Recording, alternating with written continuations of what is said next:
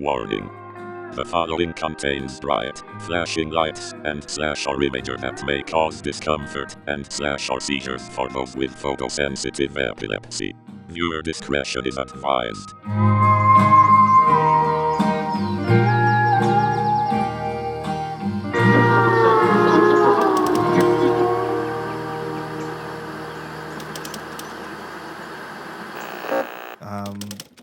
We are in Tijuana. We are. You randomly walked in. That's true. It is a pretty beautiful Thursday morning right now.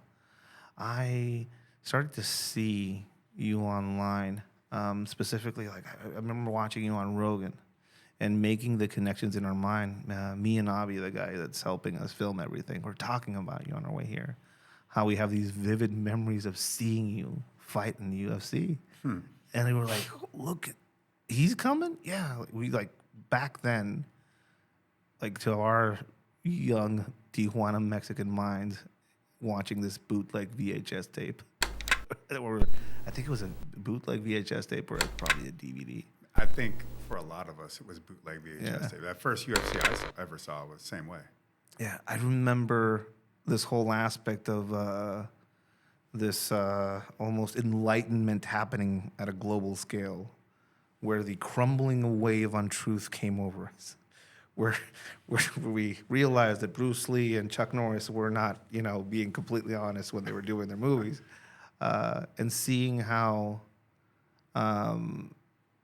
certain things started coming to the forefront as far as fighting arts, as far as what would win, what advantages, leverage.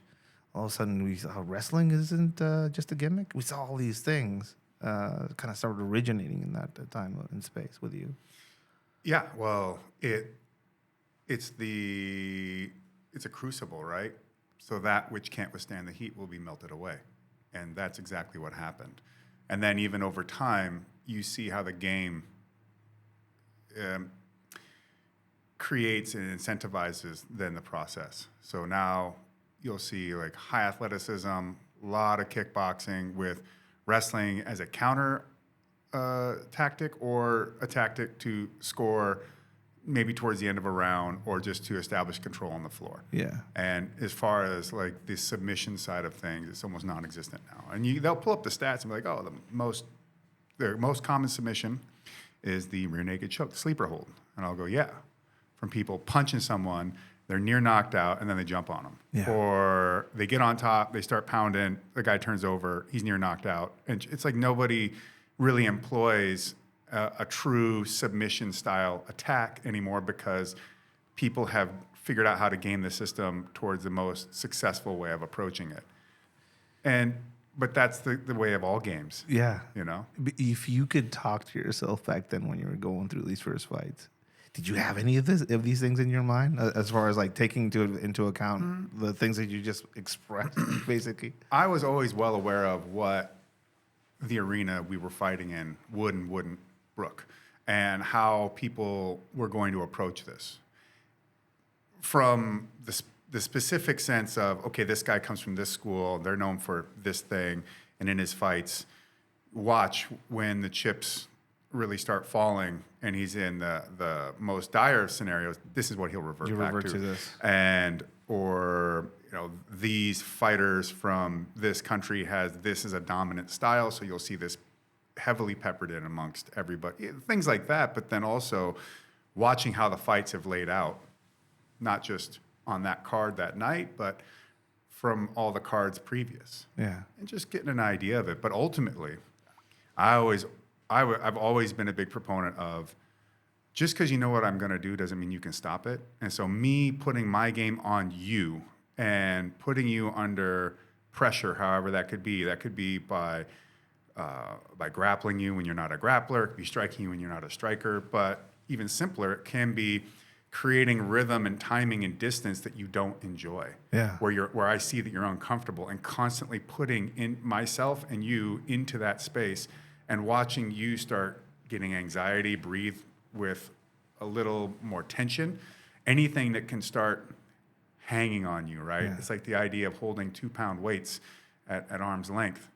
At first, it ain't so bad, but long enough, it starts to work. All of a sudden, that arm starts to drop and drop and drop. And so when I can get that mental side, that person's will start to have little cracks under that stress. And as it cracks a little more and it cracks a little more, and I'd say wasn't ever really any particular technical aspect that made it so most people never make it out of 2 rounds with me. Yeah. It is that I find those cracks, I put that pressure, I break that will, and as soon as I see you start bleeding, and I don't mean in the physical sense, I mean in the spiritual, the mental sense. The back leg. It's done. It is done. You showed me that you're wounded, and it's affecting you, and I'm going to tear it open, and I'm going to give you your release, and you'll be happy for it. That mindset comes from somewhere. You grew up in Seattle, Washington, didn't you? Oh yeah, the mean streets of Ballard. I mean, well, I've been up there recently. Oh, well, it's a different story. I've been up there recently. So now you definitely need this on hand if you're walking around, or better off with this guy probably. I had this surreal moment in Seattle where I was seeing some of the heroin that gets sent from here there being put into needles that the federal government hands out. It was a surreal thing. Anyways, we don't want to talk about that. But it's so ridiculous. It's funny. And there's people up there. Let's have a conference on this. Yeah, let's have emails and everything. And you know what? Yeah, let's just let's load it. Neat little box. They give you all your shit, so you can just drug yourself in the corner, and then you just dump it in the ground. And if you're walking, don't wear sandals in Seattle. In no way will this ever be detrimental to the people using and the people around them. Yeah, there's no way. Yeah, it's just a weird place. You grew up there, though. Yeah, I did. It wasn't that Seattle back then. It was a beautiful place with a high amount of culture from all over the world, being a port city, being a really highly educated city, although, what does that really amount to if you really look into it at this point? But, and then it's access to nature. So my dad was basically born in the woods, and he's been working logging, and he worked a man's man. He told me he lied to get his first job for his age, right? He said, I was 16, but he wasn't.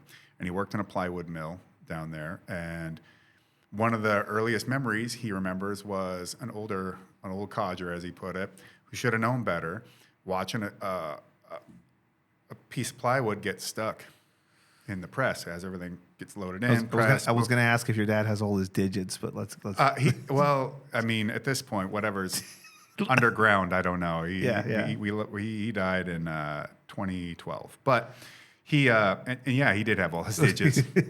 But he watched this older guy who should have known better go and kick this piece of plywood, and it just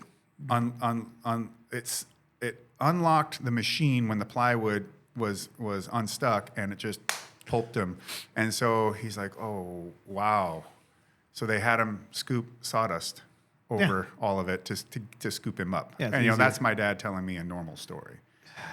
Or talking about the tension on cables when he's setting chokers doing logging, and watch him snap sometimes off, and go whipping and get out of the way and just see a helmet go split. Yeah. Little stuff like that. Your no filter. Your dad didn't have a filter for your kids, basically. No, my dad. He really was a loving man for any of his faults and for his great aspects. That's how he was. Everybody was scared of him because I told my mom once, there is one thing I kind of have a hankering. I wish that I could have gone back in time at us in our prime and fight my dad. And my mom's like, well, what is that about? Well, it was one of our earliest ways of bonding, was him teaching me how to fight. Yeah. And his rule originally was essentially like, look, if someone's getting in, you don't do all this pushing and shoving and all this stupid stuff. I mean, he showed me people want to do that shoulder bumping, how to pop the shoulder as they come in and turn it into a sleeper hold, and I'm like 7. Or how the areas to hit to cause damage to get this guy to give up, and simply look, you don't stop the fight when they fall. You stop the fight when they stop moving. Then you've won. and don't come back here a loser. This is a self-taught man that works with his hands. That's just he was different time. After a stroke, he still had in his right hand over 200 pounds of pressure he could squeeze. And then his left, the stroke hand still was like over 130, something like that. I mean, he was super quick with his hands. He was actually quite athletic. A dead-eye shot who could, and I've got people that watched it happen, watch him pop a deer running full bore 200-300 yards and hit it right in the back of the head. Any other time, any other place, he would be Achilles or somebody. I don't know. Maybe I'm not entirely sure how far that would have went, but yeah, my dad was not someone to fuck with. Yeah, and that was. Everybody knew it, and so just the idea of like, hey, Dad, I'd love to have got you in the ring, and I'm pretty sure I could have beat your ass. Yeah. In fact, I'm very positive of it. Not that you would have rolled over for me, but my mom's response was, he was really fucking mean, and he might as well have just shot you as deal with you. And I'm like, yeah, I understand that. Yeah, and that's true. It's almost he seems, just from the way you describe him, as most of us now won't recognize somebody like that. No. He was out of time. Mm-mm. He was a man of his time. It's true. Yeah. For good and for bad, right? Like you don't get to have any of the benefit that comes with that without also having to accept the things that maybe aren't as shiny as you'd like, but the whole is made up of all pieces. With parents, like on my end, my dad's a pacifist. He's still alive. My dad's a pacifist. Huh? My dad's a pacifist, right? I mean, on my end, but my mom, on the other hand, she was a ninja, right? She would figure out ways to destroy you. What was your mom like? Was she a counter? My mom was the more cultured side. I mean, she came from Shelton, Washington, which isn't like a big city or anything like that. But my grandfather was a high-powered lawyer. And at one point, he was assistant attorney general of Washington State. Wow. And my grandmother played piano, and so my mom had to take piano lessons at the dinner table. Grammar and speech was policed by the grandfather. And if you wanted to do something, say you wanted to go out with your friends, spend the night and do some activity, whatever, right? And he said, well, okay, argue your case as to why you should be allowed to do that. And so she had to come up with arguments for all kinds of different things. And she went to school, accounting, among other things. But mom was 5'11", and stoic. I'll put it this way: like my fiance is like, she intimidates the shit out of me. She just, you have no idea where you sit with her, if she hates you or loves you or whatever. Like, she seems like she's just as soon kick you off the ledge and just walk away. Yeah. Like, she's not really that way at all. She's actually really incredibly sweet and is a good. I think like I got a really well balanced education, let's say, growing up, as non-well balanced as I may seem, and also by occupation. But my mom would take me to arboretums and classical music stuff, things of that nature, and encourage my love of film and literature and all of this. And my dad would teach me about how to fight, how to work on cars, how to do manual labor, how to like just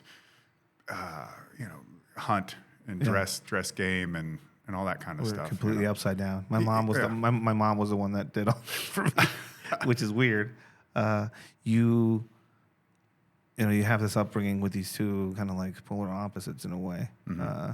Both of them are adding their own ingredients into who you are. This Seattle, what's that? I mean, back then, was it boring? Nah. Like you say it was safe. Nah, it wasn't really all that boring. I mean, I had plenty of dust ups as a young kid. When you say dust ups, little scraps. Although, what are the arguments about? Stupid kid stuff. You're dumb. Whatever. I'm not dumb. My problem was, I was a nice kid, but I didn't know how to regulate being fucked with. Yeah. Like there was like, okay, we could play and we could mess with each other a bit, but kids as they're developing, they push boundaries, they play in areas that when they're new to them, like what is it like to like say something to really hurt someone or what, I don't always believe that kids are being evil, although they do have evil in them. It is possible, but they play with things that they don't really understand. They're probing around. And me being a big kid and a dork, you stand out in more than one way.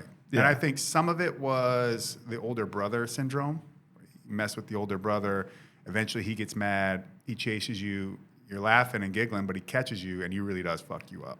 And now you're crying and you're upset. But 2 days later, you do it again anyways, right? But I think there was a little bit of that because of my size, but also I, at a point, would react. Like it would actually affect me to the point I would get pissed, super upset. Like, why are you trying to hurt me when I've not done anything to you? And how would violence? It was violence. Because my feeling was, if you're gonna hurt me, then I am gonna hurt you. Was it an immediate just flurry of fists type thing? Generally, yeah. But there was a propensity for things to be a bit more intense than I think what you would call your adult authority figures knew what to do with. Like a kid, we got into a fight over something dumb, right? Something dumb, but it shouldn't have even happened. He kicked it off, and then it ended up with me, giving one of those like, was it worth it? Was it worth it? As I picked his own bike up and threw it on him over and over and over again. Is this what you wanted? Is this how you wanted this to turn out? Because now... Were you having that conversation as you were doing it? Yes. Or later on? No, as I'm doing it. You're bouncing this bicycle off somebody and you're like, is this what we're doing right now? Yeah. Or the time some kid in class kept pushing and pushing and deriding me and talking shit. And, this is fourth grade, maybe third grade. I mean, we're young. He just kept going. I just said, look, man, I said, don't, but you pushed it. So I'm going to fucking see you after. Oh yeah. Okay, fine then. Yeah, we'll do it. I go, okay. So we meet up in front of this little brick concrete wall. It was concrete everywhere. It's a city. And I start laying in on this kid, and he lost right off the bat. Like getting hit in the face. I think he tried to headlock me or something, and I slammed him up against the wall. I'm letting rights and lefts go. Of course, there's no way they could have been picture perfect, and I'm sure it was awful kid fight stuff. But I'm whooping his ass, and his sister is there, and she's now begging and pleading me to not do it anymore. But at this point, this is something that I knew just was a part of how I'm built. I just turned to her and I just said, You can't stop. I go, no, he doesn't know. And I just was like, I just kind of laughed and told her like, this is what's going to happen. You're pouring out. You can't stop yourself. In my kid head, I was like, he had every opportunity for us not to be here, but now here we are. And neither you, your mom, no one. Nobody matters right now. No. And if, that kid of me would have hit her. Was that a sense of justice that you had in your head? Some of that, I think, was a concept of justice, but in a kid's mind who doesn't understand the consequences of and also doesn't understand where the like level of retribution should lie. Yeah. And then what is the end result of any of this? Where does it get you? There's no real school of social violence. No. And every now and then, like when I was growing up, I was like, you can't kick him in the balls because that's not passe. Mm-hmm. And then everybody will jump in and kick your ass. So that's how we would, this is the level of violence that needs to and I think that's a decent mechanism for us as social creatures to have taboos. But we've been destroying those. Oh, we don't have taboos anymore. I say that one of the problems with the U.S. is in a country that has no honor, it has no shame. Yeah. And if you don't have shame, then where's the limit? And you can't, if you don't have taboo, then you don't have the sexiness of engaging in the taboo, but you also don't have any limitation on how far that taboo can expand, how much it can be not only allowed, but even at this point, celebrated. Yeah. And you're like, I don't think that's the way things work. You're having this conversation with yourself anyways, which is good. It's a good thing if you think about it. Going through my own therapy and some of the bullshit that I have to go through myself, the aspect of having a conversation when something wrong is going on, even if you can't stop yourself, is a net positive in the long run. I think because some people don't have that conversation. No, and at the very least, I think it's fundamental that people at least come to grips with who they actually are, not who they want to be. I think there's a place for that too, but you cannot get to that next place without knowing where you're at. And with that, you need to understand where your weaknesses are. Yeah. And with that, well, now that I've identified it, I've accepted it, I ain't running from it, I'm not trying to cope, I'm not any of these kind of things. I'm facing it dead on and saying, yeah, this is me too. I have to accept that. What can I do about it?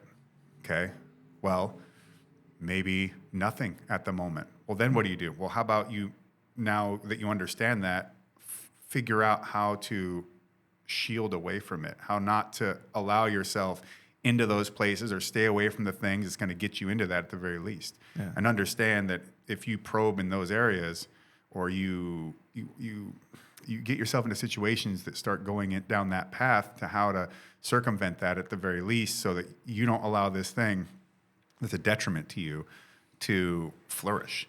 And then over time, when you learn what you can and can't do with it, then perhaps it can be developed into a strength. Perhaps it'll be something that will become as a memory, as it was just one step towards something better, but with just the way that you had to travel that path meant you had to take it that way. Yeah. And I spent a lot of time figuring out who I was, also with a feeling of why does the world hate me? Why does it always feel like the world is against me and it wants me to... How old are you when you're thinking these thoughts? 12. 12. You know, what's the soundtrack?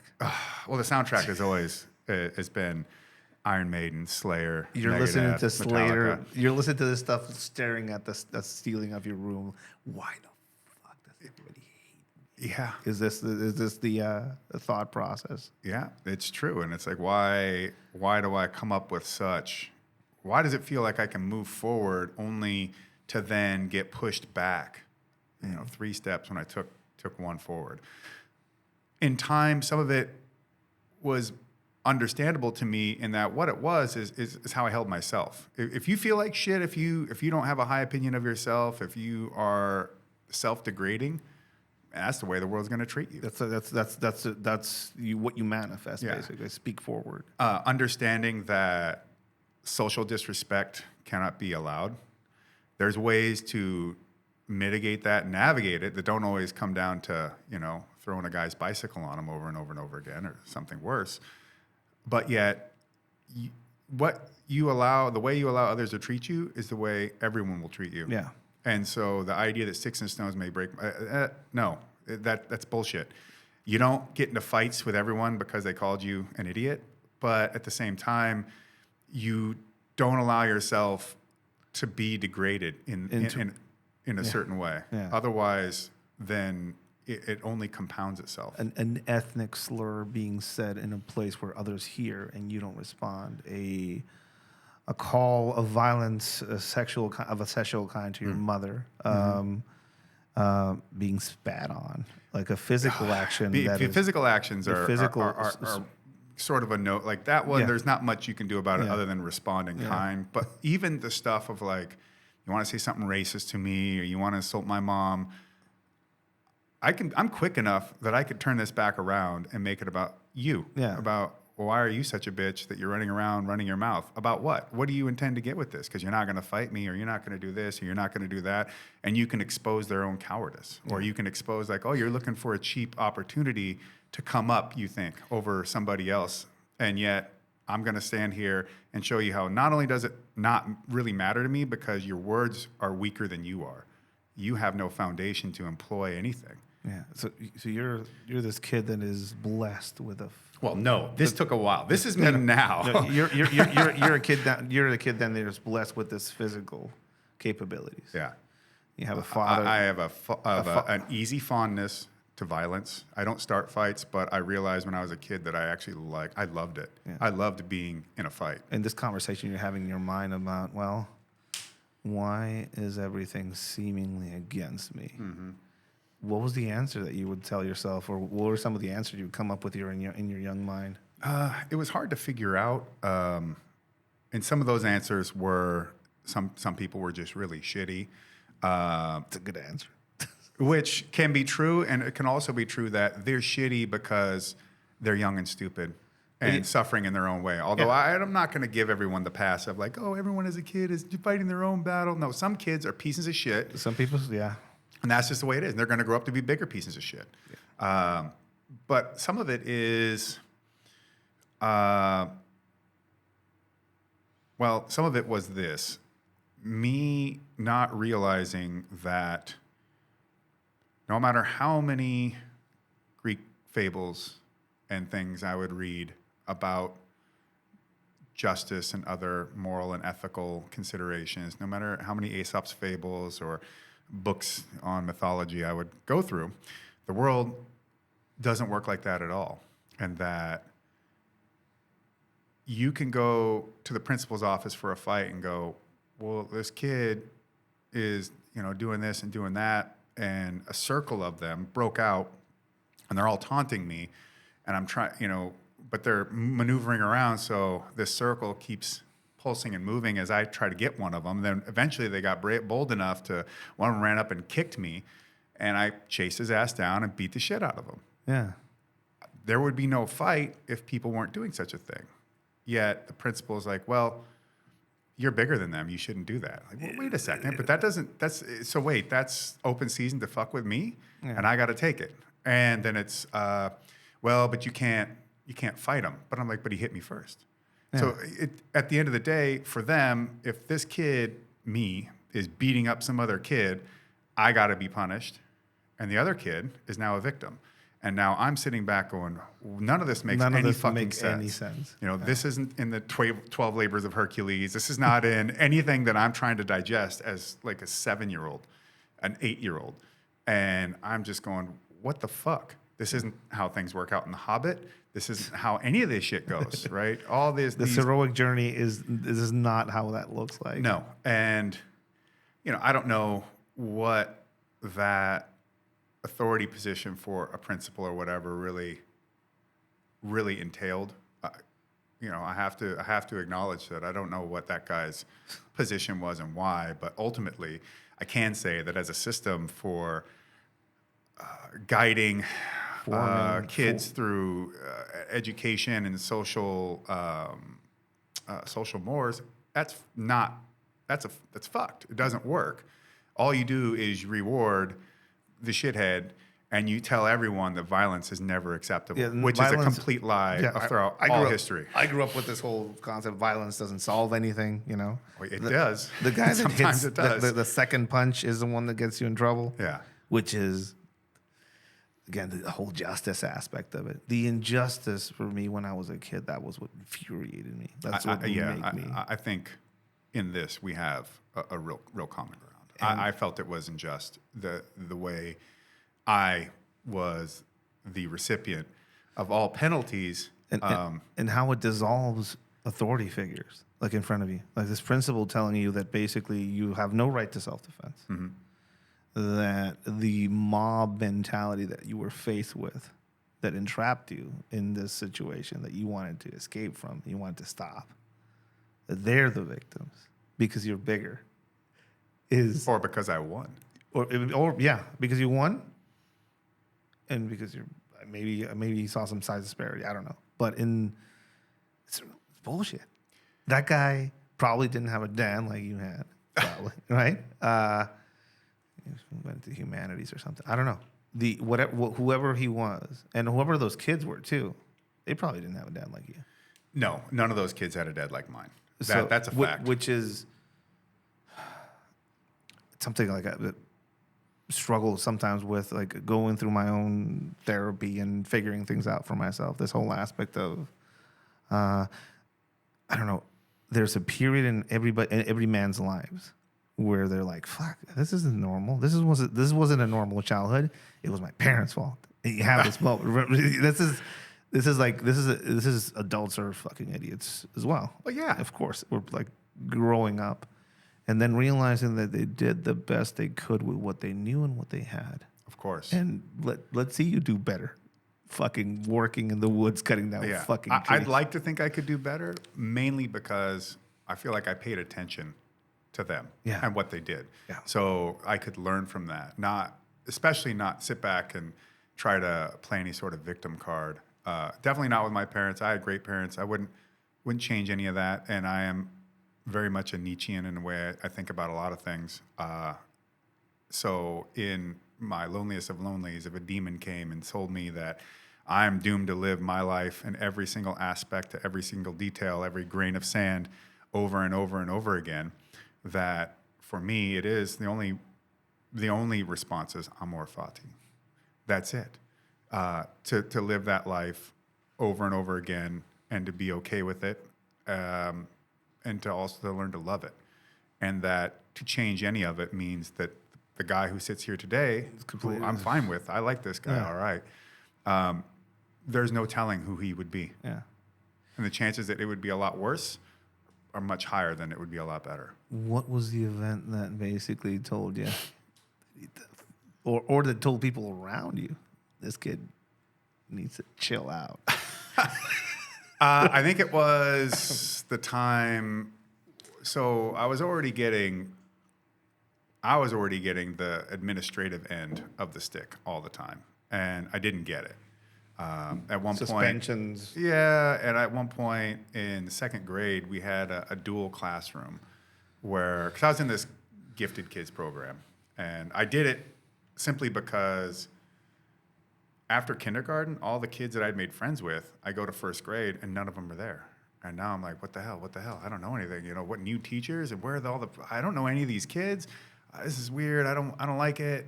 So I see one of the kids in the hallway, and I go, where are you?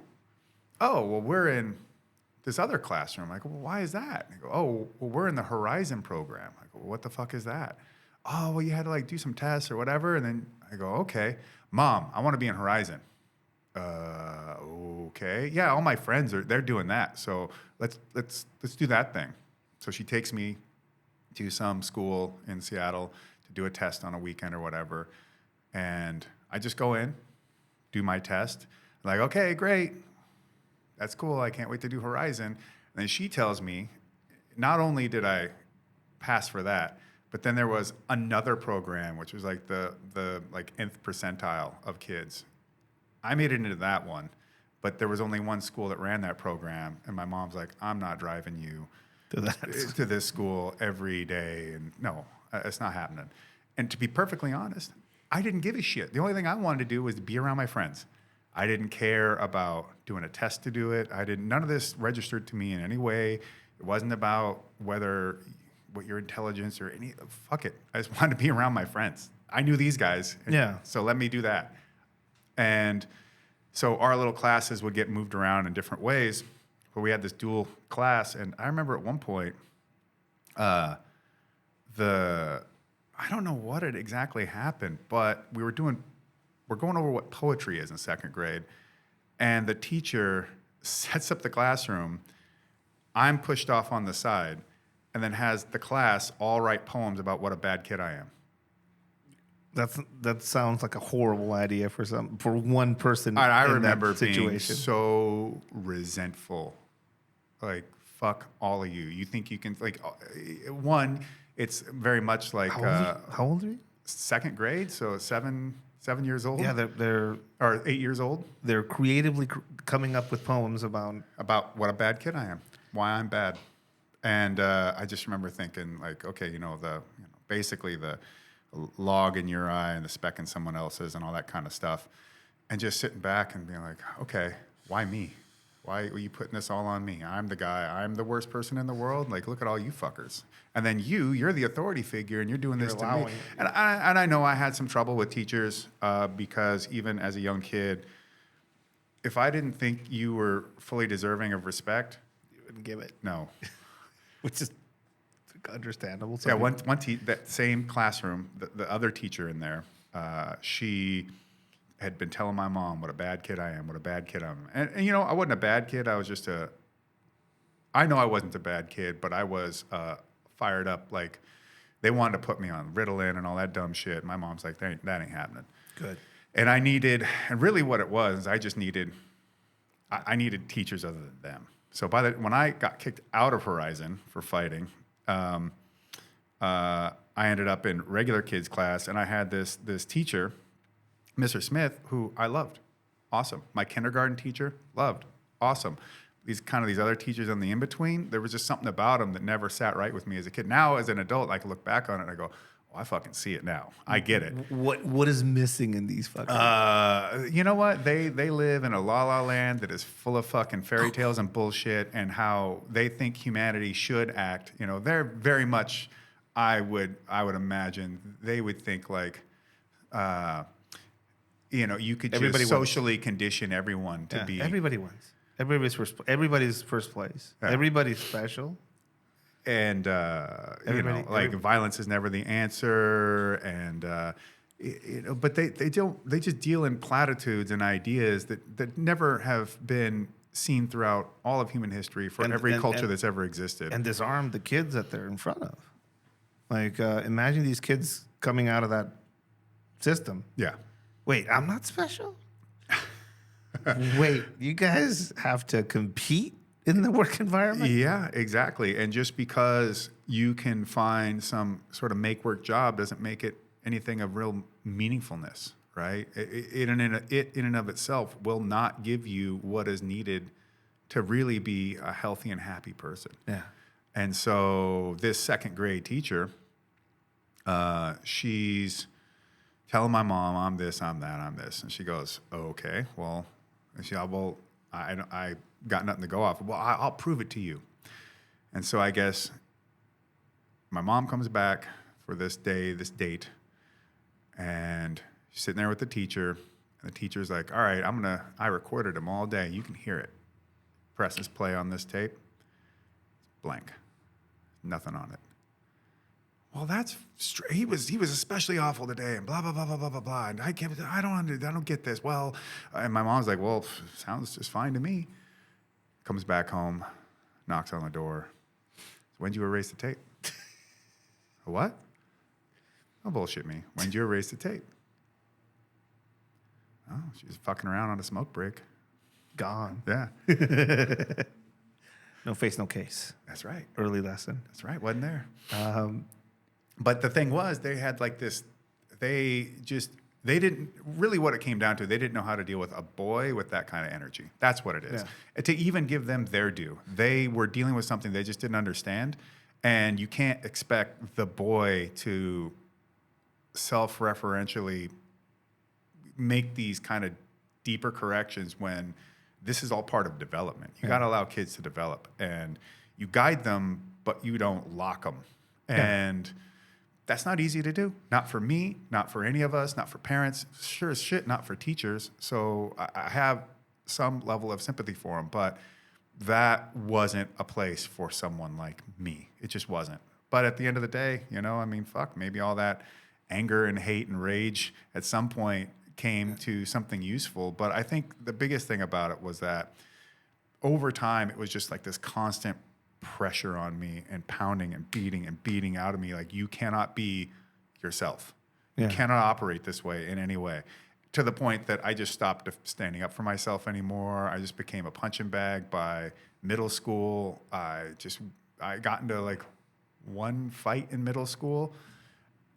I was definitely afraid of getting into any altercations anymore, because then I just figured, permanent record and that whole nonsense. But I would just be expelled and punished and all this, and then put all this shit on my family, who, my parents would be upset with me. At one point, I had fought so much that my mom and dad were like, you just no more of this shit. We were just so tired of it. And I was beating some kid up on a parking strip, and again, it was over something really stupid. And in fact, something that I at the time thought was so utterly dumb, like there's no reason for it. But it was this sixth grader, and I don't know, fourth grade or something. And they're like, "You couldn't beat up Jacob." Like, why? No, it doesn't matter. Like, it's so no. Like, no, man, Jacob could kick your ass. Well, he couldn't, and that's fine. But why? No. Well, I can beat your ass. No, you can't. No. And then I beat his ass. But in the middle of beating his ass, I get a handful of hair. Wow. My mom saw me fighting this kid out because it was just like two doors down. And I got pulled back. Oh, yeah. Like someone's trying to take a trophy, you know what I mean? It's blood meridian almost at this point. And the scalping territory. Yeah, and my mom was just furious, like, no more of this shit, you know, because they were tired of dealing with it. Were you was this depression, basically? They're basically trying to keep you from being you. Yeah, essentially, it's suppression, I would call it. It's a suppression. They, you know, I had to do anger management classes, which were stupid, but it was just more... To me, I just look at it as just more like conditioning to make me docile and to not see the world the way I did and to want to stand up for myself. And then this followed on. And then I did find sports, which was really a lifesaver, not to be too cliche. But by getting involved in sports, especially wrestling, I got to take more of the world into my own hands again. Yeah. And what was that like, the discovering wrestling, like for yourself? Well, football was cool to start with, but I always was like, yeah, I want to wrestle. You know, my sister dated wrestlers, and I thought wrestling was cool, and I loved pro wrestling and fighting. And I thought, well, wrestling is closer to fighting than football is, so I want to do it. That's easy, quick conversation for yourself. I excelled right away. In fact, I remember the football players that I was playing with that were older than me they were just like, oh, we can't wait to see you wrestle, and you're gonna get your ass kicked. I can't wait that we're gonna fuck you up, and ha ha ha ha ha. And to give them credit, they're right, man. Yeah. When you first step on the wrestling match, you have no idea. You have no fucking clue what you're doing. You generally just get like fucking ground into the floor and fucking conditioned into oblivion. And yeah, I get it, and they're right. It just was that not this one instance. Yeah. So it started off as, okay, yeah, you get me here. I'm a little clumsy there. Got it. And then it was, I pin all of you. I'm winning. I'm placing in all these tournaments. You're being stimulated physically and also intellectually into trying to figure some of these things out. Yeah, and it taught me a lot of great lessons, like just showing up for what's on the menu is not enough, and having to why are you guys getting running gear on and taking off? Oh, yeah. We got to run. We got to do more conditioning. We got to do more cardio. What about practice? It's not enough. Okay. There's more levels to it. Yeah. And so anything I saw them do, I did, and then some. And having sports was great for trying to, but it almost created like a schizophrenic person in that, or like a multiple personality thing. Like who I was in sports was not who I was outside of the room. Yeah. And these two things became disconnected through, you know, the way that they had structured all these systems and stuff. So even in high school, now I was even more terrified to stand up for myself because I would lose the most important thing I had going on, which was my ability to be in that sports arena and be myself. How did it feel to get recognition there? Like you've been going through a life of, you get recognized for something else, not. Well, initially, the first recognition was my own team hating on me. Okay, because you were gifted, we could say. Yeah, and it sounds. I hate telling these stories because they sound so like fake and petty and like such an egotistical thing. And if there's one thing I fucking can't stand is the idea that I'm arrogant. Yeah, I know who I am and what I've done and what I can do, and I also know what it takes to be the best at something, like the best in the world. Not just for me, but I've been around those other people and trained with them and seen the coaches that develop those people. This is the fact that that can seem so absurd to people isn't surprising to me because until you know what that's like. Yeah, most people never approached something of that nature to dominate somebody physically and to train your body, your mind, your soul to do it in a training space. Mm-hmm. And handing that responsibility off to somebody who's going to coach you and doing that and following through. Yeah, That's something. It's all pretty wild, if you ask me. Thinking about it, I mean, this is not going to the gym and just lifting for TikTok videos. This is going somewhere. Puking might be a thing that's going to happen during training. Slam down, hit down, injuries, recovering from injuries, taking horrible advice from other people about having those good injuries. days and bad days. Having good days and bad days, but still fucking showing up. Not letting it make you too overconfident or not erode your own confidence. All this does. It starts cutting away at people, the types of people that would do that. Yes, it does. I mean, I remember this whole aspect of the people ask me, like, what's the hardest thing? Showing up the first day is the hardest thing. And I think the second hardest thing is that first loss. Mm-hmm. What was your first loss like? Like, most people don't come back. After that, some people don't come back. But that very night, I shouldn't even say night. That almost seems like an even longer passage of time. Within 10 minutes or less, I got interviewed second. And Frank Shamrock goes, and he's talking to me, and I go, hold on a second, let me see this. That's how he got me. Okay. Well, you're looking at this. Yeah, on the Jumbotron or whatever. Motherfucker. Yeah. I'll get you next. And I go, okay, well, look, I was winning that fight, this and that, blah, blah, blah. But here's the thing. I'm going to get a chance, and we're going to have a rematch. Next time, I'm going to be knocking his ass out. And that's what I said after being KO'd. And then over time, I stole the technique he used and now made it mine. And eventually I did rematch Peter Hizzo, and I won by KO. But that's just that's your wiring. But a lot of people don't have that wiring. yeah, so somebody gets knocked the fuck out. First off, where am I? Yeah. Am I okay? Do I want to have that happen again? Like the first concussion that a lot of fighters get changes some of them. And again, I don't know if it's physical, but or mental. But I've seen people take that first loss. It could be physical to some degree, but I really feel like mental is the highest thing. I've seen, again, when you talk about the minority of people in the world, the minority of people in the world will show up to a training. The minority, a smaller portion of those will stick to it to a high degree. And surviving that first injury loss aspect of it, I think I see a lot of people just drop off, and then you see these weirdos there that stay on. I have a real response to losing, let's just say. And when you say response, I mean, some people will take a loss with, fuck, I'm an idiot, this sucks, I'm an idiot.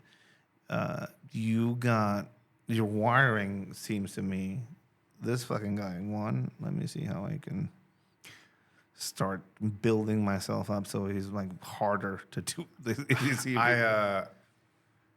Often,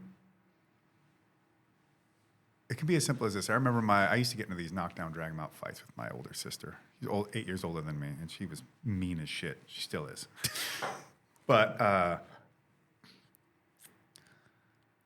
I wasn't allowed to fight her anymore as I got bigger, and I was winning all the time. And they were not good fights for siblings to be having. Like one of them was I headbutted her in the face and threw her downstairs. So that's like, you can't be doing that. Yeah. But I remember one time she got super pissed, and she just socked me in the arm.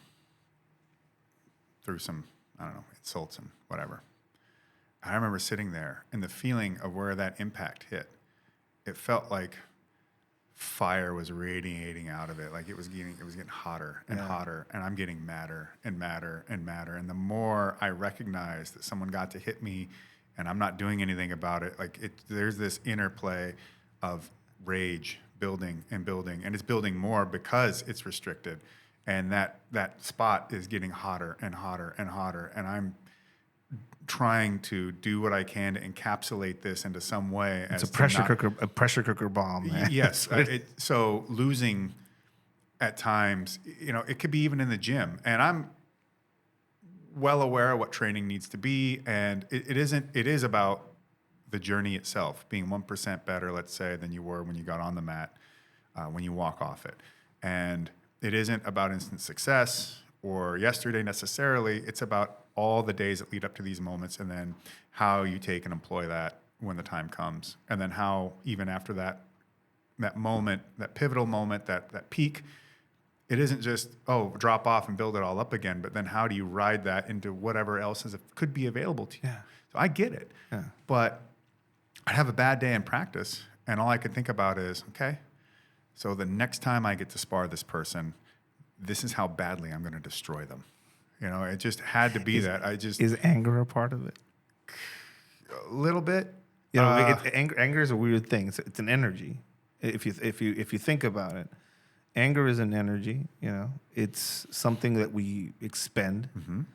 It is something that's sometimes produced irrationally, sometimes very rationally. Sometimes anger is very rational in why it's produced. A lot of people don't know how to manage it. That's true. It's an intense side of our nature, just like love and lust and some other things. I mean, there's plenty of ways in which our own humanity can totally cannonball us if we don't know how to allow what that is to flourish in a healthy way. Yeah. It sounds like fucking therapist speak, but there's healthy and there's unhealthy. There's I've met different people in my life, from high-level SF ninja people to fighters to criminals to murderers, all of these types. And amongst all of these people that do these violent activities, there's some people that are cold, and they talk about being emotionless and getting into this flow state and not allowing emotions to get in the way of what they're doing and being very methodical, cold, clinical. And then there are these fucking true believer motherfuckers who are emotional as shit, who something happens, they'll not only think about how to get back at you, but they'll figure out how to make it even a little bit extra vengeful, Like, I'm not only going to murder you in this fucking fish taco place, but I'm going to burn your house and something's going to happen to your dog. And all that's going to happen first so you can see it. Mm-hmm. Because what would be the point of it otherwise? If you didn't have that hanging on your soul when I come and extract the final... That's an extreme, And then the clinical extreme, these Hannibal Lecter motherfuckers that are out there. Somewhere in the middle. I think that there is a way to, depending on the scenario... Look, if I was to operate in some way with other guys and we needed to... I don't know, take someone out with some cold ammo spitting machinery. Sure. Emotions are definitely not going to help you. And even in the ring, being overly emotional isn't going to help you either. Yeah. But I feel like some things require certain levels of cold focus because I need the machinery now to be allowed to be... I need to step back. To operate at its best, while I, the vessel, use it in its best possible way. And if there's other people with me, I can't let my emotions interrupt them as well. Not just by my actions, but my vibe could fuck them up. When you separate that into an individual fighter in the ring, now in the ring, there is a good point for cold, deadly focus. However, passion. When people go, what's it feel like to walk to the ring? I go, one, I'm at peace with death. I consider that we walk hand in hand. I thank it. I'm glad it's there. And then I feel like the chains of modernity are being ripped off of me, and I'm allowed to actually be more of who I really am. Just strip bare. And now I get to experience the highest mode of being that I can think of in fighting for my life. I mean, it's as far as men go, it's a pretty pure form of masculinity. If you think about it, I mean, you see, I don't know, like spend I used to spend a lot of time at the San Diego Zoo on my days off. You know, I couldn't stick around here in Baja because it was dangerous back then. And I just sit and watch the great ape exhibits specifically. That was my favorite spot. And I would see how the alphas would treat, you know, the lower classes, and how there was, you know, discussions had. Every day, a trainer came over, and not a trainer, like a keeper came over and had this conversation about how the alpha was tested every day. You know, every day they would probe him. You know, they would do small things of signs of disrespect, this and that. And if at any moment he faltered, the pressure would be even more, right? And you know, you think about our nature, you know. Oh, that's so. I mean, that's kid stuff. That's even gang stuff, right? You know, That's little disrespects, or you know, that thing about public disrespect, right? It's trying to show whether or not how far can I get away with this, and then how you handle it, right? It's shit tests, and how you respond to that. If you lose your cool and beat them up, then people will be afraid that you might beat them up, but you did lose respect. Yeah. You know, anytime that you show that they can get to you, you're losing respect. You're losing. And that's a hard thing for people to understand. Yeah. But in the ring, it applies. And yeah, fighting is it can be an incredibly masculine endeavor, but I would say I look at it like this, where most people want to go out and compete. I want to destroy. And I don't do anything that I don't expect to be done to me. In fact, I absolutely expect that given the opportunity, they'll be as I will. So therefore, you have to go first. When you go into a ring with that mentality of destruction, where are your strengths, though? You know, this is a place with there's a guy there. You're in there. I already accepted. I already gave. You gave me a set of rules. This is the agreement we're gonna have. Yeah, you already gave that to me, so okay, I abide by it. We're on this. See you out there. Just like getting run over by a car. Yeah, well, and I tell it's embedded in my fighters too. I go, you don't stop until the ref stops you. That is your job. Your job is to destroy. When we're in the ring, everything is reprisal. Where's the you know, people hearing that, you know, there's a lot of people, different mindsets out there listening to this, and they're like, I don't want to win by decision. You don't want to win if we go to decision, it's out of my hands. I lost my sovereignty there. Yeah. I gave it away. Yeah. There's doubt. There's doubt in the There's air. no way they could think I lost. Fuck you, bud. Trust me. There's a way. They can find it. Yeah. You know, I've seen crazier shit that people say. Does that get you? Yeah, it does. But what part of you gets angry with that aspect? Like when somebody, you see a decision that they made on a fight you had, and you'll see never read the comment section, but I read the comment section actually. That is fucking amazing of you. But I do it because I look for the threads, commonalities in what the people are saying. Maybe they have some truth to them. Exactly. Or even when they don't, do I see this being repeated by others? Is there some kind of mythos being created based on how they want the world to appear instead of how the world is? Yeah. And these things are all true as well. And to them, they're true, potentially, that they want me to be seen as this and not that, because whatever. People, you don't have any control over how people view you exactly. I mean, there's so much you can do, but at the end of the day, they get to see you how they want you to be seen to themselves. And they could do that even to such a degree that they will completely mythologize you in a particular way, good or bad, that isn't you at all. But for them, that's what they want. And so if they want that, you will be that. Seeing all these interpretations of what they see in front of them, to me, gives me something to work off of. Sometimes there's really quality stuff there that can be derived from it. A lot of times it's quality, because even when it's telling you something... An example of something that you've seen, a thread that you've seen that made you correct or adjust. Which is a weird one. I've never heard anybody You talk know, that's about funny. that. I can't pick one right off the top of my head. I usually just like read through it all and then see where it's at. Like, I'll say this, and this is another strange statement. I feel like a good portion of, let's call it hate that I receive, is because I think that the world, in a very loose sense, we'll call it, has an idea of who I'm supposed to be, and they don't like it if I exceed that. Like I feel like there's a station that I'm supposed to occupy and not exceed. Yeah. And when I do that, when I exceed that, people get pissed. They're like, no, you can't do this or say that or be right about this or win it. No, you're not supposed to.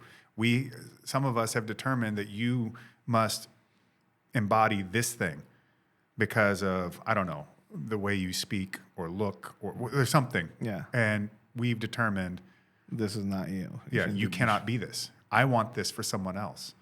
And now you're here.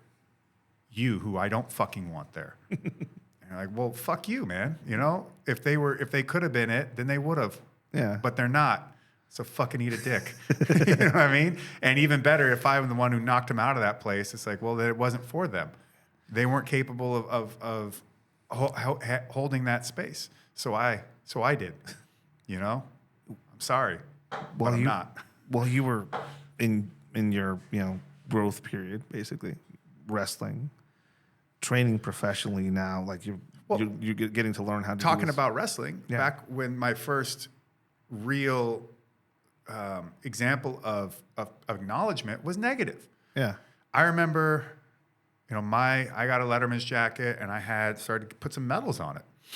And I'm a sophomore in high school. I remember one kid, a classmate of mine, he's just like, I don't remember exactly what it was, but the fucking disdain that you dripping off of his lips of your success. Because to them, they're like, well, we spent all this time wrestling, and you just show up and you're exceeding our accomplishments. Yeah. And we don't like it. And I'm like, I'm on the same team as you. Yeah. Like what I thought we do together. We go out on the mats alone, but we're in the room together. If I'm scoring points and you're scoring points and the team's getting high, justice. Like, isn't this justice on your end? On their end, there is no concept of and justice. I just remember right off the bat, as soon as I started succeeding, like there was like this real resentment. Like, what the fuck, How, of all the people, we're on the same team. And I didn't say shit to anybody. I didn't rub it in. It was just something about like this kid caught my medals. Bitterness. And that was like, no, fuck this. And then I went to state my first year as a wrestler where no one on the team had ever come close to even going to state. And they're just like, by junior year though, things were different. Senior year, it was like, okay, yeah, this guy. But even still, it's like when the yearbook voting, that dumb shit that we do, by my senior year, I competed junior nationals, junior and senior year in wrestling for freestyle and Greco. In a city that has no early wrestling, no wrestling clubs, doesn't do any of this shit. But I'm out forging my own way. I'm training even at another school, Everett High School, during my senior year because I needed more coaching, more everything. I needed to be on a team with all these state placers and state champions to push me and be in that environment. With football, I go to football camps and stuff like that. I pick up track and field junior, senior year. I go to state immediately. I'm just now in athletics. I'm at this level where I'm trying to figure out how to get and stay at the top of these things, and seeing those that are way greater than me at certain stuff, and then seeing those that I've surpassed, and then all the coaching and the support around that, and what it takes to try and make these kids operate at that level, not just the super crazy gifted ones, but to take just the fucking crazy hard worker and turn that into some success as well. And, the high school quarterback for our shitty football team, he gets voted most athletic. And I'm like, that guy's most athletic? And you're like, I compete at national levels on shit, and this guy like plays 2 fucking schools. Yeah. And then, I start fighting and all this, and, I win world titles. But at the end of the day, none of this shit matters because you need to learn where it's important to be aware of the populist kind of stuff, and where you need to really just buckle down on your journey, because you can't really expect everybody else to understand that. It hurts so much though at that time where you don't know anything. You're like, this motherfucker It's such got a stupid. first. Yeah. Oh shit, my world's gonna end. This shit, this fucking ending. Everything is Well, gonna end. it wasn't too bad for me because I was always an outcast. I was one of the captains of the football team, but I still played D&D, read comic books, and watched anime, and was like not invited to anything. Was there? They did not want me hanging around. I was into weird shit when I was growing up too. That aspect of a lot of the resentment, a lot of the struggles that I had when I was a kid growing up like that, is what was my inability to accept that I was an outsider. Yeah, it's right? a denial thing. You're Yes. like, no, I am going to go with these guys to this fucking party, and we're gonna pick up chicks. But first, let me watch X-Men the animated series from the first episode to the last one, just to hype myself up. And Look at Rogue's fat booty. and then make a joke. And then make a stupid joke about that with the people that you want to impress, and none of them know what the fuck you're talking about. And you're like, should I change them? You know that meme of the dude at the basketball or baseball game, and he's got his arm around this blonde chick with her tits up and everything, and he's like, blah, and you always write like some inane shit there. If that could have been me, guys or girls, like, oh, you've never heard of Warhammer 40K? Well, let me tell you about this. It's the coolest thing ever. And they're just like glassed over. Like, A lot of people's struggles. It's the aspect of resisting. I'm not an outsider. I'm not. it was the best thing about my life, to be honest. Is When you accept. When you accept it, it's the best thing in the world. I love being in the margins. That's where you belong. Fucking Nietzsche wasn't popular when he wrote to begin with. And yet he's one of the most important philosophers of our modern era, by far. On my end, somebody gave me a book, the Book of Five Rings with Miyamoto Musashi in there. And, my family wasn't that cultured, so I didn't get a lot of books in my house. But a friend of mine just gave that to me randomly. I remember reading his... basically identifying in him the whole aspect of being self-taught, being an individual, fucking going it alone. Fuck you guys if you don't believe in my shit. I'm just going to go off into the woods and hit a tree stump for a fucking year and then come back and murder somebody with a stick. That aspect of it was interesting to me. But specifically in that he owned it. Like he never, woe is me. Yeah. Training in the woods, smelling like shit, and then going off and murdering every single major head of any school. It's so crazy that it it takes this time for you to understand that which you are doing that ostracizes you, let's say, and you focus on the ostracization, right? The being marginalized out of it, right? Kids being like, no, I'm not in. No. Yet, you love all this shit. Like you lose sight of the fact that you're doing all this shit that you fucking love, that you think is super fucking cool. That why are you so concerned that other people aren't into it? And it takes you a moment for that light bulb to ever really fucking light up and go, why was I so concerned about everything else when in fact I'm fucking living it up for the things that I'm into, and it's awesome. Now, has to be said, playing Magic the Gathering didn't bring like a whole lot of options for pussy. But not a lot of action getting not exactly rolling. No dice, no. But but once you come to the understanding that you are who you are and you like that person, and what you don't like, you'll work on it, and what you do like, you'll make better even then. It doesn't matter. Like, these people aren't going to be overly concerned with you having a nerdy hobby. They're going to be more concerned with, who are you to them? How do you present yourself? How do you go through the world? How do you make them feel? And it's not, as a kid, it's probably impossible mostly to figure that out. And I know I was not capable of it. And, it caused plenty of confusion for me. But at the end of the day, I never strayed from the path, really. And, here I sit today with a person that I can be completely happy with. Cool. And with that allows me to then do that much more for other people, because I think that's the destination that a lot of people don't even realize. That we spend all this time building ourselves up, figuring things out, becoming a product of experience, and making a name, or at least a reputation that people know us. And we're kind of aimless at some part of that journey. We're like aimless. We don't know where the fuck we're going. And all of a sudden you find yourself sitting down, there's a bunch of people asking you questions. And you're like, what the fuck are you asking me? Who am I? And then te la crees is something somebody told me once, an instructor of mine. You have to believe it. If you don't believe it, you're going to have imposter syndrome forever. And those people are usually the ones that get forgotten. You have to have that faith. It has to be there. Créetela. You believe it. And that faith isn't in absolute success or perfection.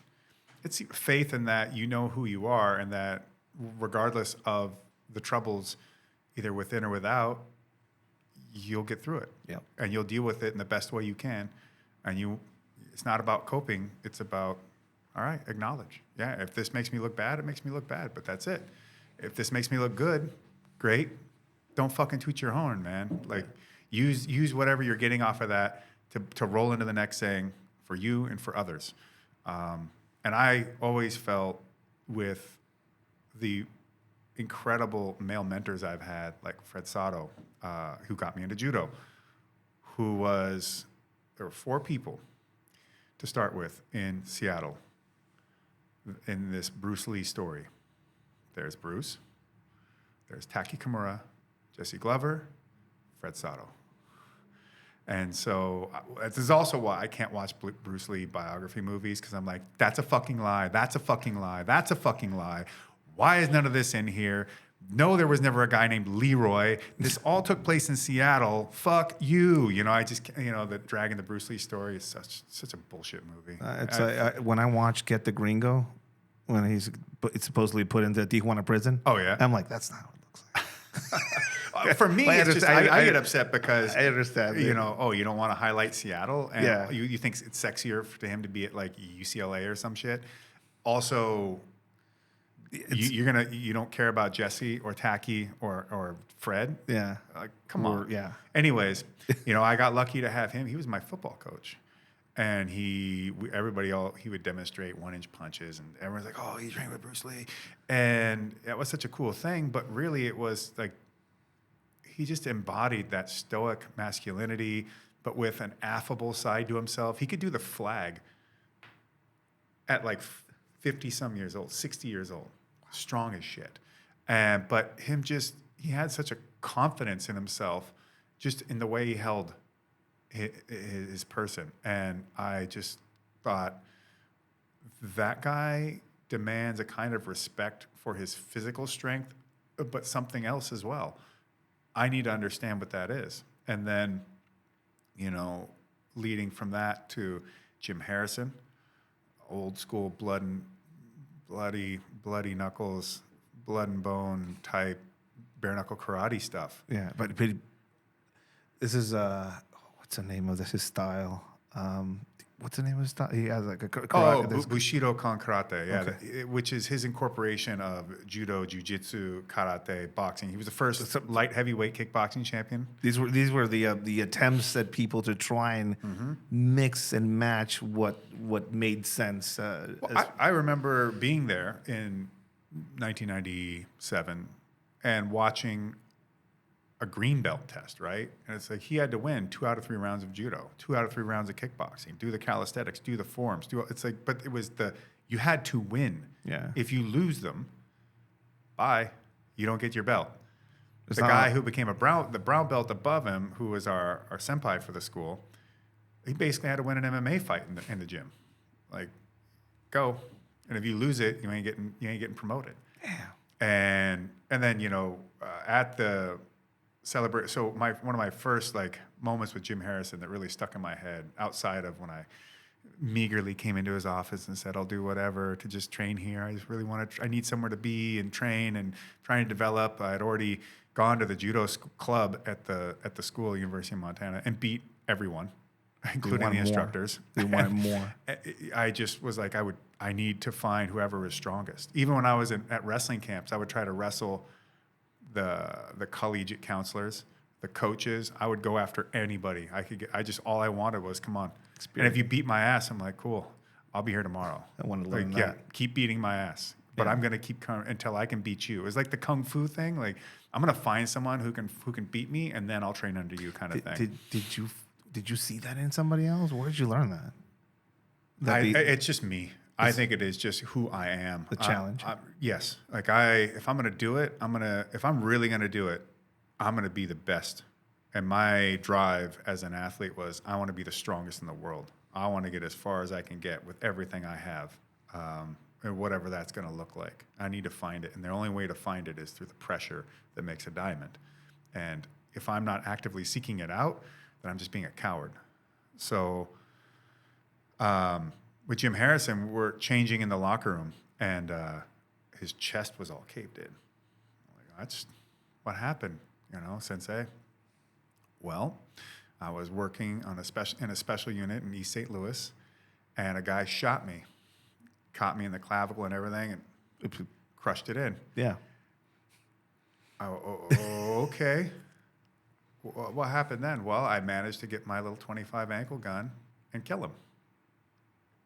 Okay. Start-stop showers, right? Like, Don't leave the shower on, right? I got it. I'm not going to fuck up. It's just this guy. I remember there was a picture on the wall from some martial arts magazine where he's Uchimaring, or no, Harai Goshing, I think. Some guy, they're all in plain clothes on a basketball floor because they're at some tournament and some shit started, and he chucks it and he just fucking spikes the guy right on the floor. Fuck. And I remember asking him about it. He's like, I fucking hate that photo. That form isn't good.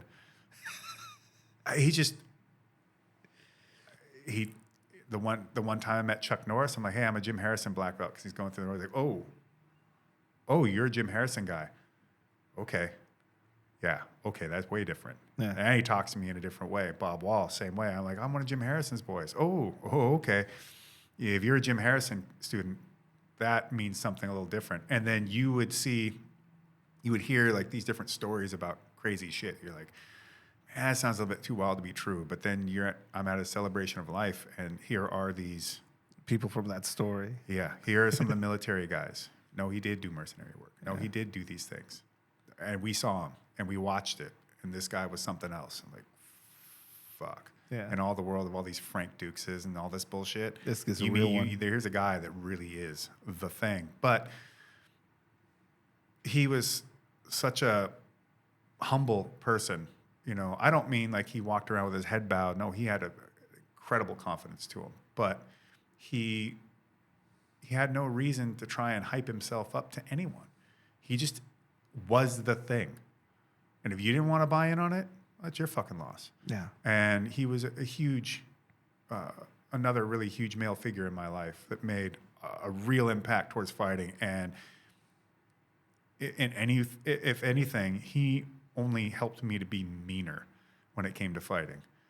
And he accepted that part of who I was and saw it as a real benefit. Yeah.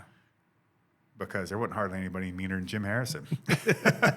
And so, people like that. And then I eventually get to learn under people like Billy Robinson, Karl Gotch, and Antonio Inoki. And then you've got Matt Hume and Eric Paulson in the MMA side of things. I'm fortunate to have been able to forge these relationships with these people. And what's the common aspect of all of these teachers that you kind of like specifically have been gravitating towards as far as picking them as instructors? Well, everybody was different in some ways.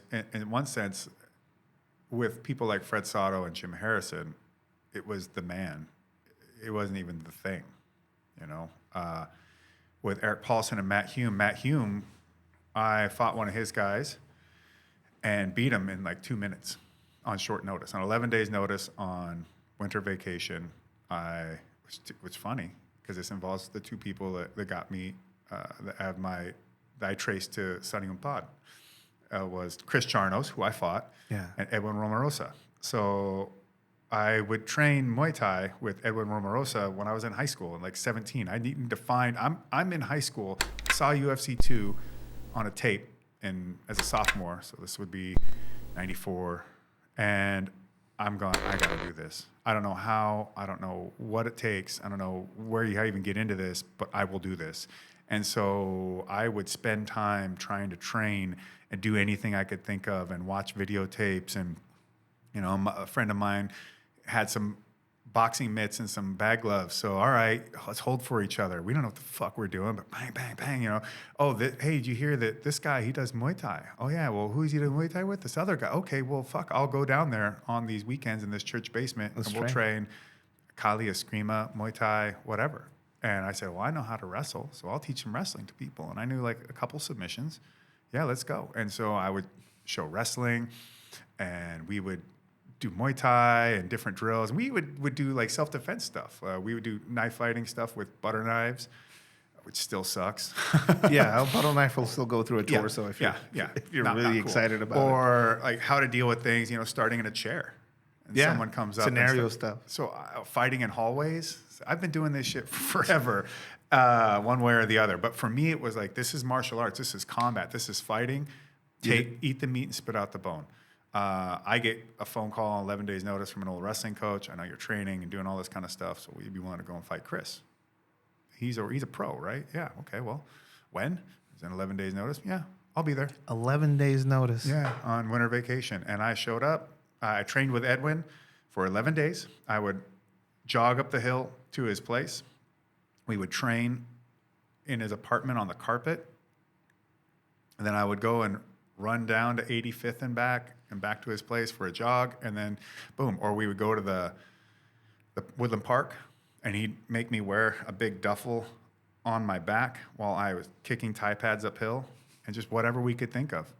And I went out there and I got a good front choke and choked Chris unconscious in 2 minutes. And Matt's like, we want you to come back in the summer and fight again, fight another pro, beat that guy. Then Matt's like, well, we'd really like you to join the team.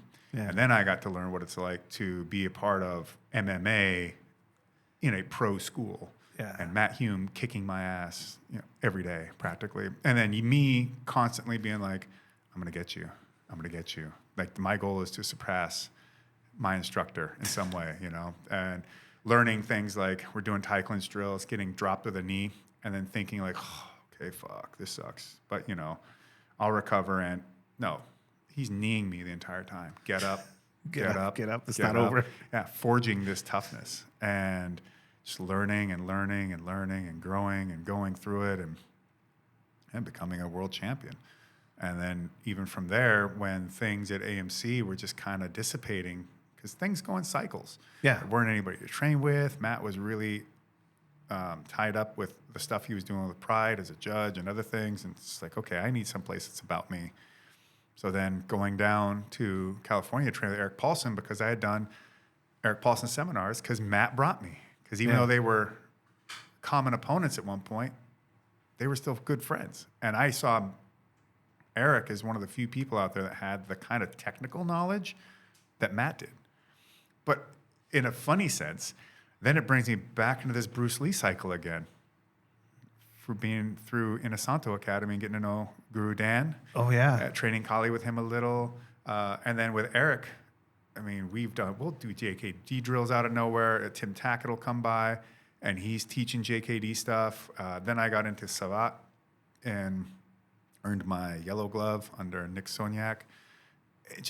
But this like martial arts life was even more fully fleshed out. And it just felt like such a natural fit. Yeah. This is where I need to be. Yeah.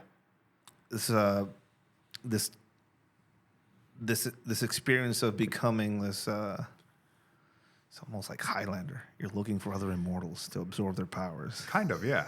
Yeah, actually, yeah, very much like that. Yeah, I just have this image of you looking at somebody that's very proficient. You're like, oh, this guy need to absorb his power somehow. This I've always on my end, just learning from people. I've found myself falling into the mistake of emulation. Sometimes you find somebody who's very proficient at something, but he's also very big. And you want to perform like him somehow, but you can't because that's not you. So you have to adapt, adjust, and kind of figure out what the strengths are.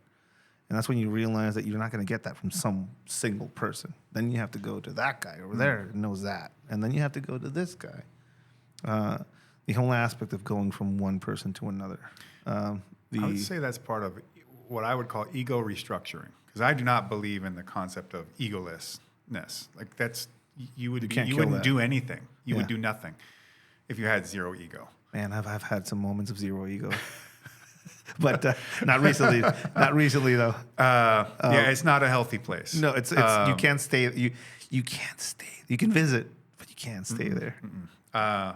But knowing that what you had in your head is what you were going to do, and then what you were actually capable of at that point in time, or whether you could be capable of doing it that way at all, because let's say the person you're learning from, their physiognomy really plays into how they're able to do what they do, right? They're a little bit more flexible, their femur length is different, all this kind of stuff, right? So I can teach a ton of Matt Hume stuff, and I fight in a lot of ways very much like Matt Hume and Eric Paulson, but they have things unique and specific to them because of being them and in all ways, and who they are as a person and how they're built and their physical talents and weaknesses.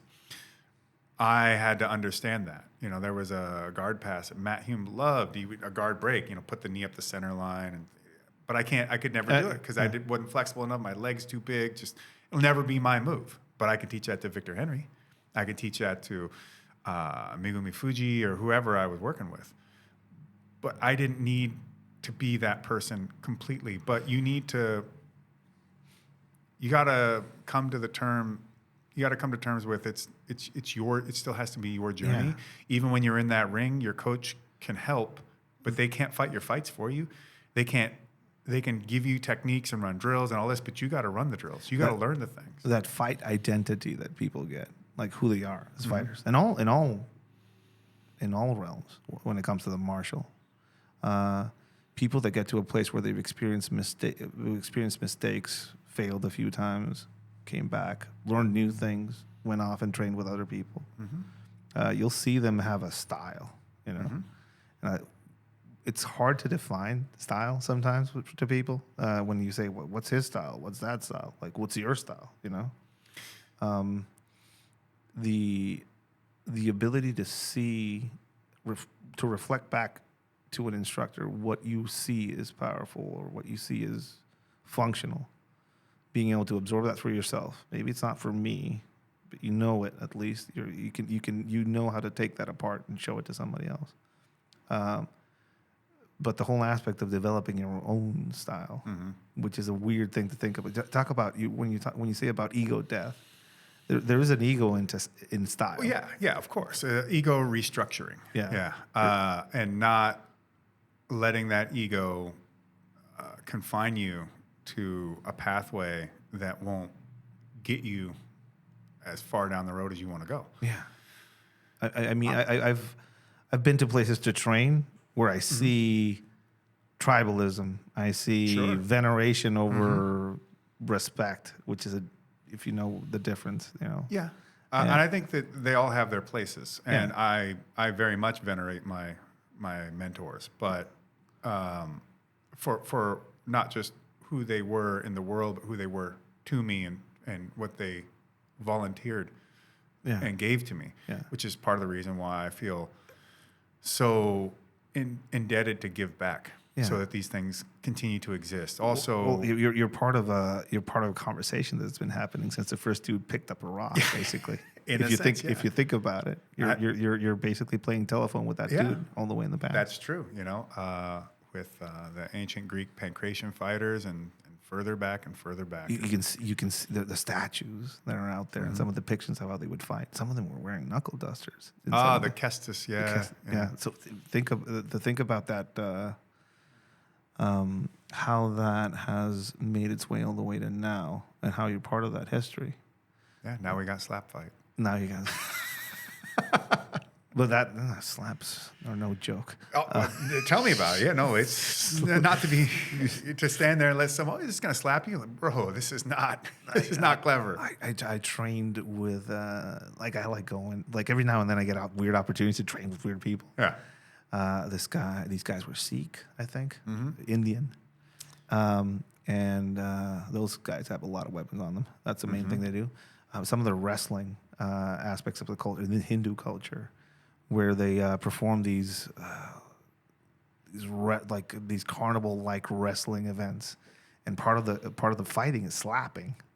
They'll go into a full-on fury, like you and me will just slap the shit out of each other's chest to see who can take the most, and eventually one of us is gonna flinch out of it. Basically, Yikes! That didn't sound like fun to me. it sounds like a horrible thing, but I learned a few things about slapping people from those men. Basically, a relaxed slap is welting in effect, and a really strong, stern slap is more of a knockout thing if you know where to put it, which is something I didn't know. But I mean, to answer your question, when I coach people, I tell them, you don't need to be me. You need to be you. You're not, and I'm not teaching you to be a robot. The poison of emulation is that. Yes. Like, you could still end up really being a visible representation of being taught by me. That's fine. But you need to make this your own. Yeah. This move has to be yours through and through. Even if it comes off exactly the way that I teach it to you, or if it comes off entirely different, but still as effective. It's an interesting thing to think about. What are if I make a move that your move, I make it mine. What does that specifically mean? That you learn it, you dominate, you make it your own, you apply your body towards it. You integrate it into your mode of action in the moment itself, be it in a ring fight or otherwise. It's when you express it. It's expressed without thought. It is done so with full understanding of how you start it, how you finish it, and everything that branches off from every defensive angle adjustment, flinch, everything. All of that shit. And it has to do with how fast you are, how strong you are, how tall you are, how much you weigh, the length of limbs, whatever, your own proclivity as to how you feel something would be best applied versus... The timing aspect also has to imagine, if you're not experienced and you don't time it correctly, you could be fucked. Yeah, a right move done at the wrong time could be the end of the day. Yeah, like it's over. You just walked right into the worst. It's interesting to talk about the aspects of that because they apply to all fields when it comes to martial aspects. I have the saying: if it doesn't make sense in a gun range, it shouldn't make sense in a knife range. When I say that, it's usually people train themselves to use weapons and they want to, this is just for the knife, and this is just for the stick, and this is just for a sword. There are certain concepts and things about utilizing a weapon or utilizing violence against somebody that are pretty universal. It's true. At a base level. At the very least, don't employ something if you're not willing to destroy it. Yeah. If you're not willing to destroy what you're going to employ it against. Like, don't fuck around. There is no... one of the quickest ways to really make me start getting weirded out is watch people mess around with weapons in a too careless of a way. Yeah. I was just like, I don't want to be here. I don't want to be anywhere around this person. That's just... this isn't fun and games. I think for me, it's the commitment of picking up something that is a knife, for example. You have people out there showing or teaching less lethal knife combat where they're going to slash Wait, what? You're going to slash your tendons so you're disarmed, literally. You just ruined that person's life forever. And probably killed them because if there's a tendon, there's probably an artery. Which you step back and you tell them like, that's mutilation. Also, another thing of some people talk about when it comes to knives, things that I'm known for. I'm a surgeon. By the way, knives are the worst. Everybody, don't get into a knife fight. If you can avoid it at all costs, don't. Just don't do it. It's horrible. And don't think you're gonna just go out there and, fuck, man, people are so stupid about knives. And just don't do it. Don't. You're gonna get you know what? If you're gonna get into a fight in general, you should already understand that you're gonna get hit. Yeah. Guess what? When you got a blade, expect that you're going to get stabbed, slashed, whatever. Or if you found the wrong person, you'll get sonium pod filleted. Yeah. And you don't want you'll, that. You'll never see it. Yeah. You'll never see it. The whole aspect of it, if it doesn't make sense in a knife range, it shouldn't make sense in a gun range. I'm going to train you how to slice people's arms so they cease to become a threat to you, which is something that people train themselves to do. The thing that I see wrong in that is that if I take you to a gun range and I show you how to shoot people in the leg, as a less lethal option for cops. Well, one, you're really trying to teach them how to do something far more difficult, far more precise, and you're asking a whole lot more. It's just not something that is logical. Yeah. Plus, you could blow that femur apart, the artery in there, they bleed to death. It's also like in high stress. I've seen people with millions of dollars worth of training with firearms miss from here to you. Yeah, of course. Right. So it's not that easy. The whole and when I sit down and kind of review the whole of it, I teach people this. Government hires me sometimes to show them stuff related to improvising and making weapons and stuff like that. And they ask me, like, what's the best system to train under to learn how to use weapons?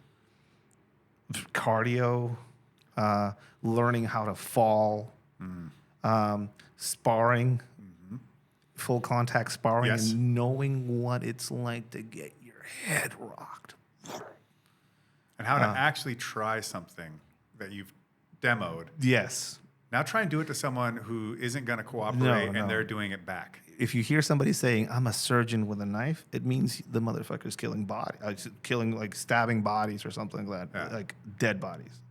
People do not want to die. If I wanted to, let's say, take that knife right there and try and deliver it to you, you would not allow me to. You would probably push off the table first. Yeah, I would try to create distance, get my hands in front of me, try to protect my arteries. Try to throw all the shit you would. This would turn into a whole chaotic shit show. So it would not look cool. No one would be doing a bunch of... All of my John Wick BS is going to go out the window. But eventually, if I could, if I believe in myself enough, figure out a way to stab you in the heart. And that's going to end things. Yep. It's not beautiful. It's horrible. It is... I've seen some very proficient people getting put down by some very stupid people, young, inexperienced people with something like that. Even if you're going to try and train knives, and this has always been, this is for me in martial arts, if it doesn't have full contact sparring, it's not martial arts. It is a waste of time. I don't give a fuck who you're, Sifu or Lama or whatever. No, they don't know shit. I always look at noses first. It's something that since I've started training, and it's in Mexico, so we had some pretty ridiculous training, some good stuff, but pretty ridiculous.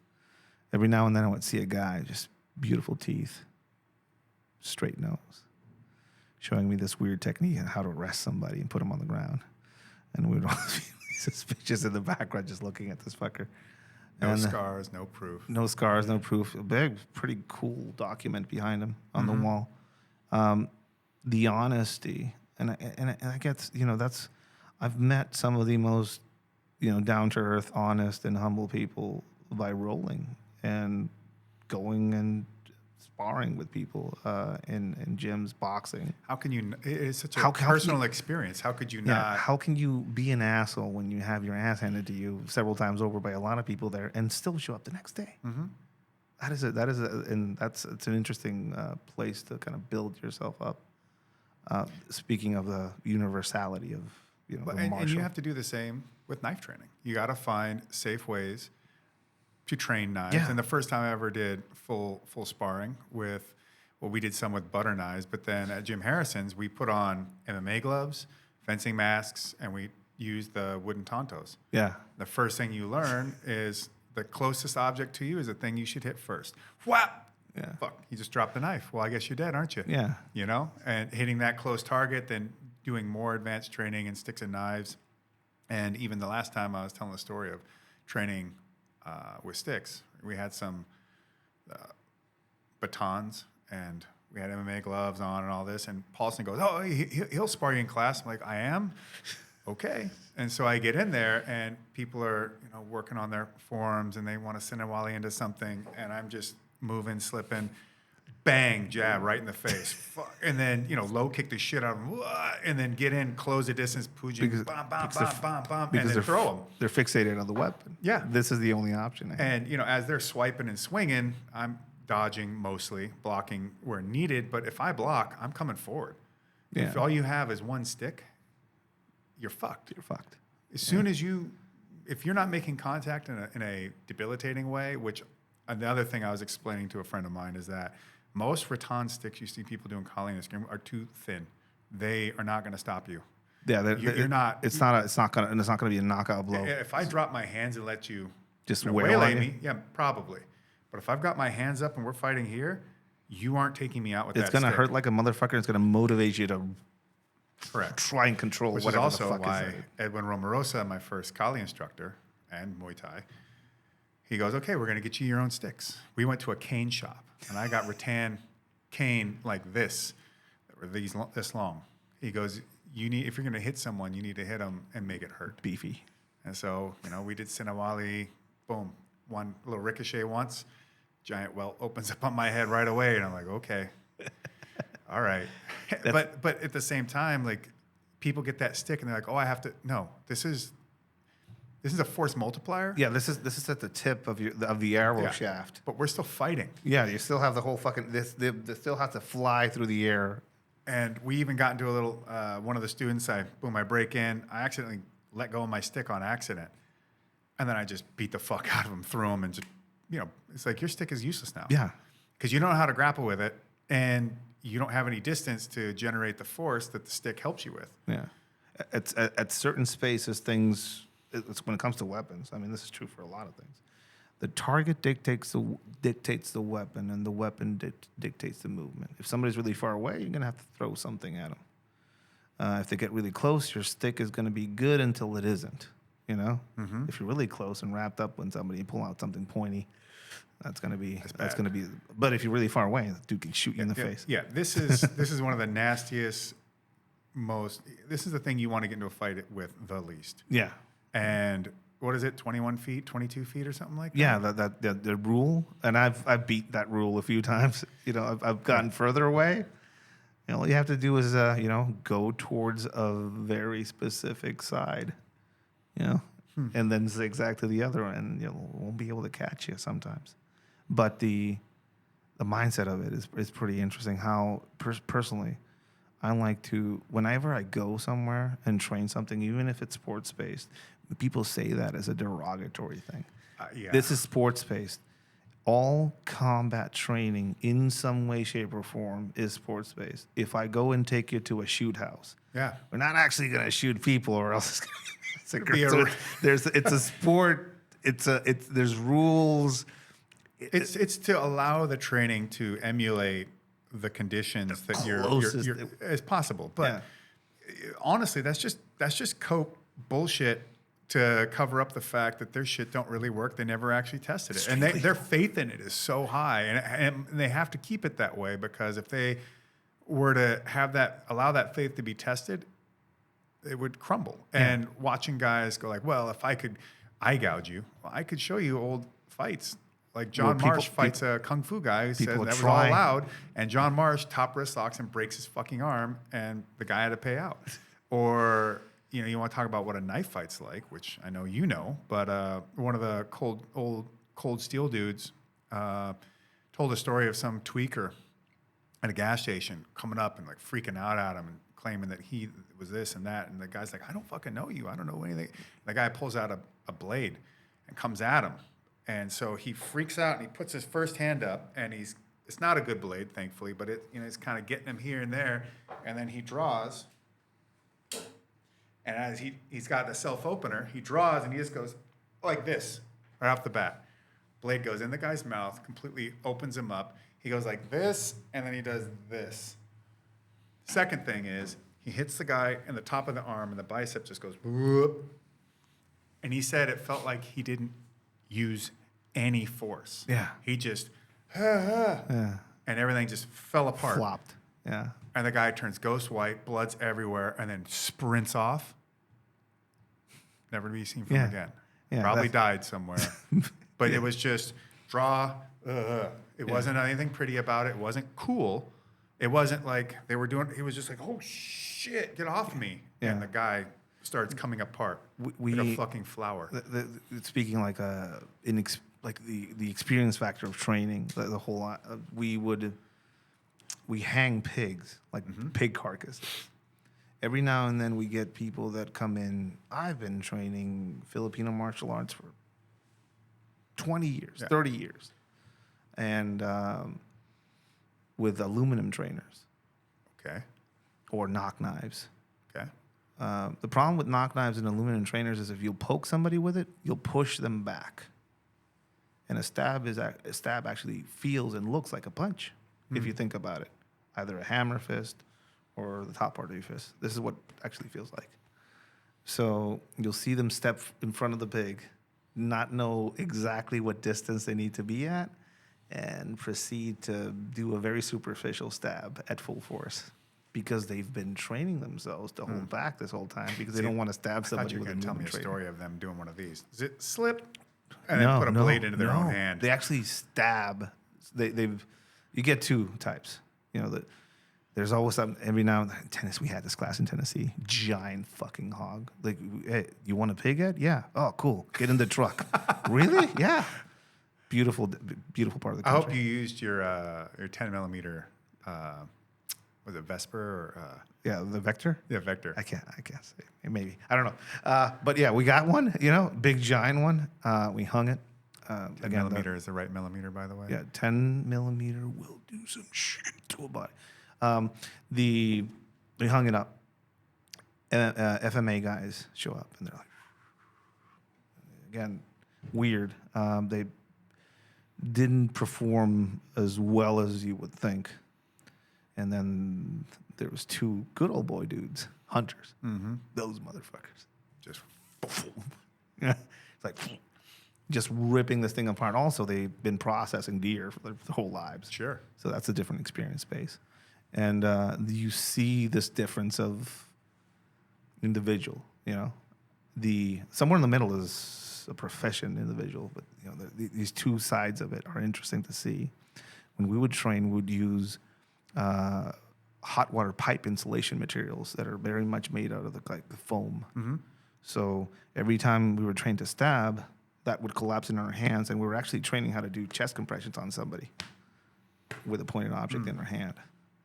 That was the thought process of it, you know? And it would lead to fucking people getting into grappling, punching brawls with pointed objects.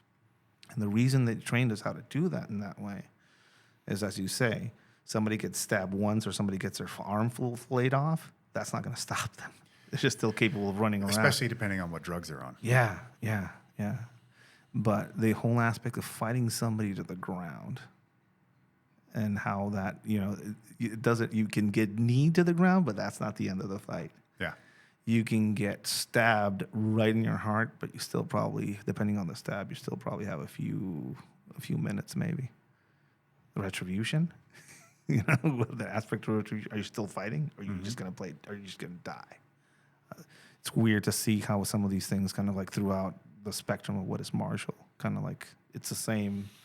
And yet, when it's honest and true, it's brutal. You gotta create that stress situation as best as you can, to then even have a chance, a hope of performing well enough to survive, let alone win. Yeah, the we call them stress modifiers. Every combative art has it. You know, sparring sparring has stress modifiers in it because you're allowed to continue until you can't. Right? An easy one to do is make someone do 30 seconds on, 30 seconds off on an air bike for 3 minutes and then stick them in the ring. Yeah. And now fight when you're already out of breath. Yeah.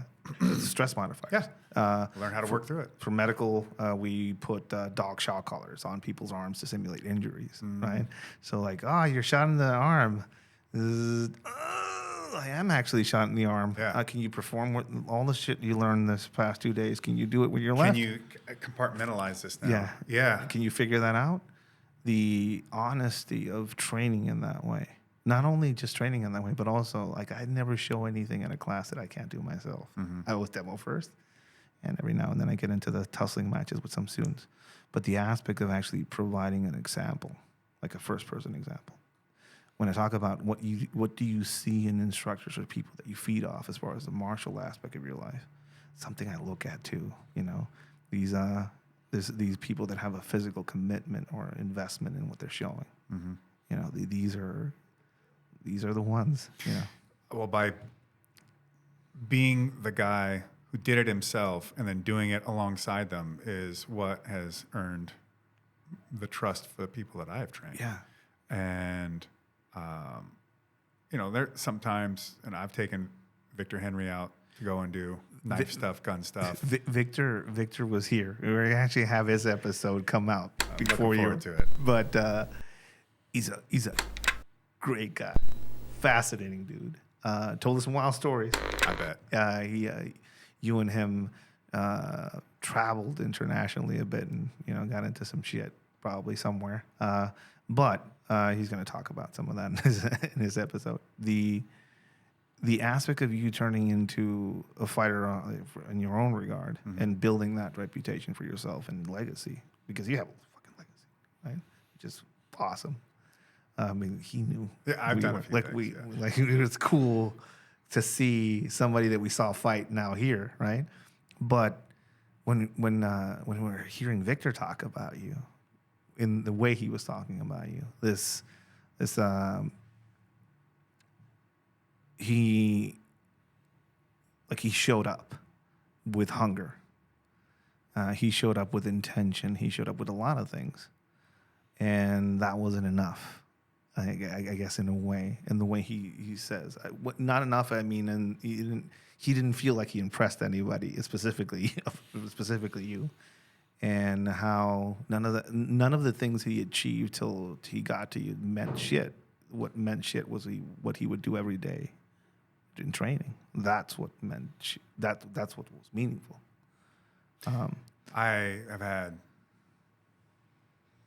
just so many people tell me that of all that they would sacrifice if just to be under my tutelage, how committed they were and how they were so going to be the one to become the one, and me just sitting there going, yeah, sure you are. But I can already tell by the shit you're saying, the way you're saying it, you don't have a fucking clue. What you're offering. And some of you can say this now, but I already know. I'll put you in it, and you'll fucking fold.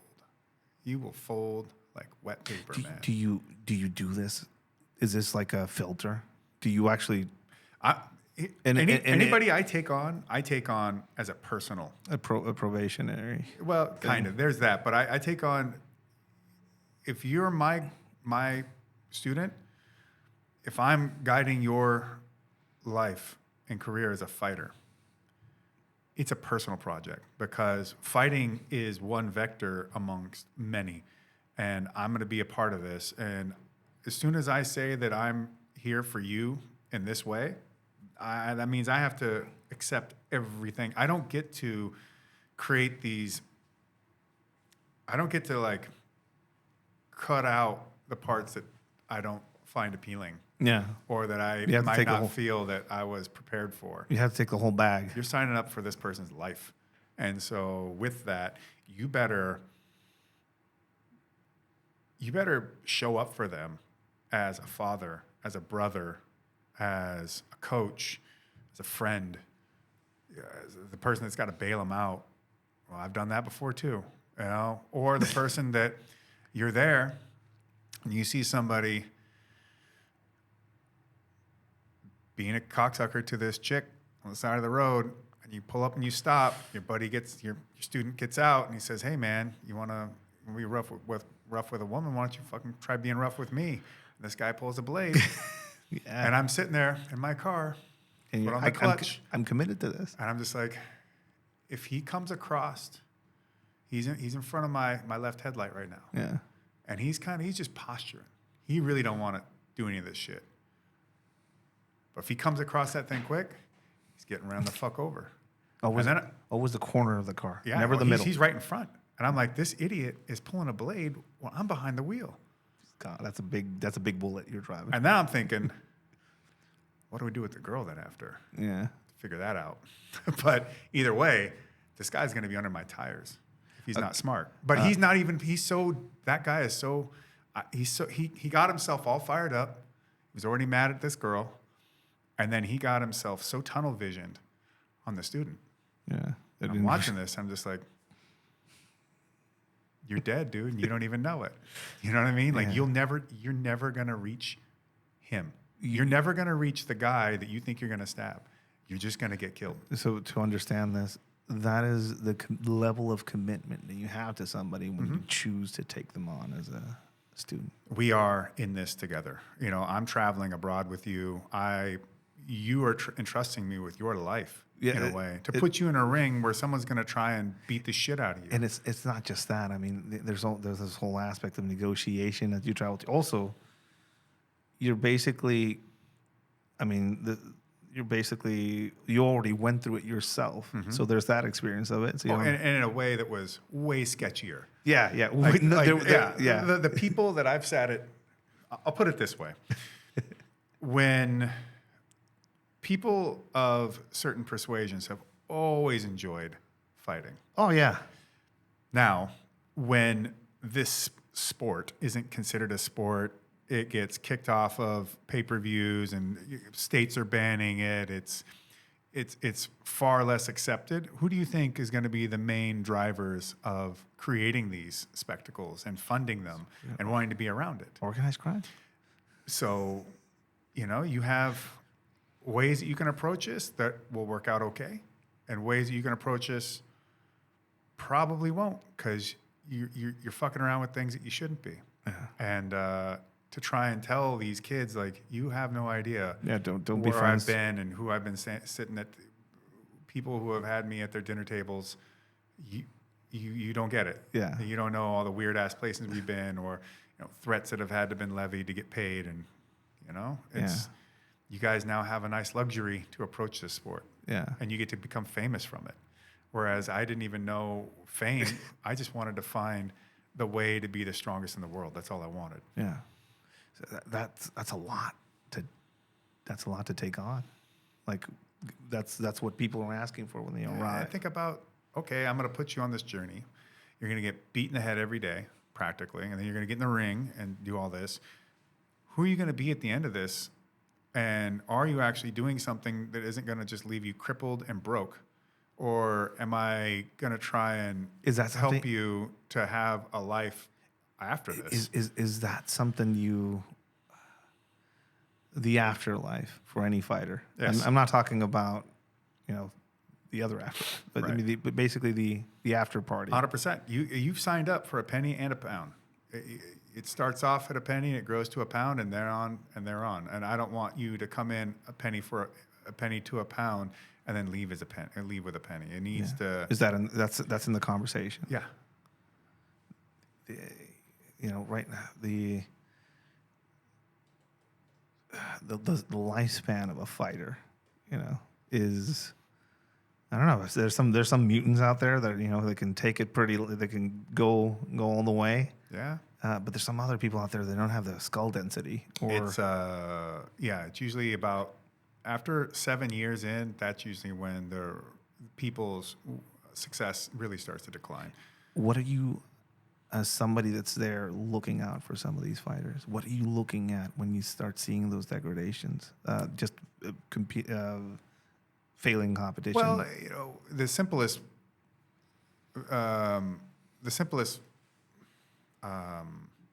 aspect to look at is comparing them now to who they were. Yeah. And seeing if we're seeing improvements or obviously there's always going to be decline in speed, rhythm, strength, different things, right, as they get older. But seeing how they're able to deal with that, whether they're able to create other pathways of success that won't rely as much on those. And they've got ways of mitigating where they will start to decline to then still be able to remain competitive. Also, it's as simple as cognition, speech, paying attention to that, and then money. Like, is this just holding them back from being able to have a profession that is a viable thing for another, for 30 years versus staying in this and essentially, I don't know, like beating yourself into bankruptcy because you're not going to really make any money at it. Nothing that is enough to put away. Yeah. You know, your part-time job, you're doing this, and you're not selling this dream. No. You're not selling this dream too well. And so you have to be brutally honest about this sort of thing, and you really want to approach it from the perspective of safety of not the fighter, the athlete, the safety of the person that you give a shit about. You know, your charge that you took under your wing, you owe it to them. Yeah, it's almost like a shamanic experience what you're expressing in a lot of ways. Oh, I've had those moments. I've had plenty of moments that are very much otherworldly with individuals. I mean, in a lot of ways, a shaman is somebody that's been to the underworld and comes back with songs and experiences. I don't know if you've been to the underworld, but it seems like you've been through an underworld of a sort. And me in the darker side of life. My shadow is well adjusted. I know what it is. I know where it goes and what's good about it and what's bad about it. I've been in some weird places, done some weird things. And the fact that I don't ever lose sleep about any of that kind of stuff. It's just not how I'm built. Okay, so here's a weird story. To me, it's entirely mundane. But to other people, it seems... normal is a fluid concept. Yeah. So I have this car, and I don't have the space in the garage. I'm trying to get rid of this piece so I can park it in there. But I noticed I had an issue with rats getting into the engine bay and trying to make little nests. Well, I don't hate rats. I don't hate it. I'm not... As much as I'm a hunter, hunting made me love animals more for everything that has to go into what it comes to take that life and do something with it than to make me desensitized from it. In fact, it made me really sensitive to it. It's funny how some of the people that that don't agree with hunting and really spends a lot of time outside. It's pretty into that. So, I'm like, well, shit, he chewed one hose and ruined it. I got to get rid of these guys. So I set some traps out. And I set out traps that were going to kill him instantly. Yeah. Because I don't want this animal to suffer. It's just doing its thing. This isn't personal. Yeah. They're not really. They're not buying for it. No. Fuck. So I have these Kevlar gloves. Okay. And so I put them on. And so what I did was every now and again when I'd come home, when I'd leave and when I'd come back, pop the hood real quick and I'd see him snatch up a rat. And what I do is I snatch him, grab him, and I just choke it until it dies. Okay. The first time I ever did this, though, popped this rat, I got it in my hands, and I'm around its neck. And the FedEx guy rolls right up. He's like, hey, what's up, man? Oh, that car is sick, bro. I go, yeah, if I just keep these guys out of it, I go, whoa. Just choke them out, huh? I'm standing there having a little conversation about the Mustang while I'm choking this rat to death. And you tell this to people, they're like, what the fuck is wrong with you? Why are you choking these rats by hand? And I go, because humane effort. I'm trying to be humane, but also, and I tell them, like, before the loop is closed, I tell them I'm sorry. It's not personal. I wish it could be different, but you don't understand. I can't dissuade you, so I have to do this. And you know what? I love you anyways. Time to die. Yeah. There should be a reverence in all killing, is what I've heard some people say. That guy that witnessed that probably is telling that story somewhere out there. This motherfucker was choking out a rat with gloves. Somewhere. And it's not the first. I've done it since.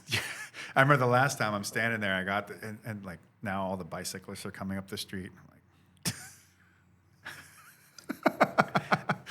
That's when I was a kid.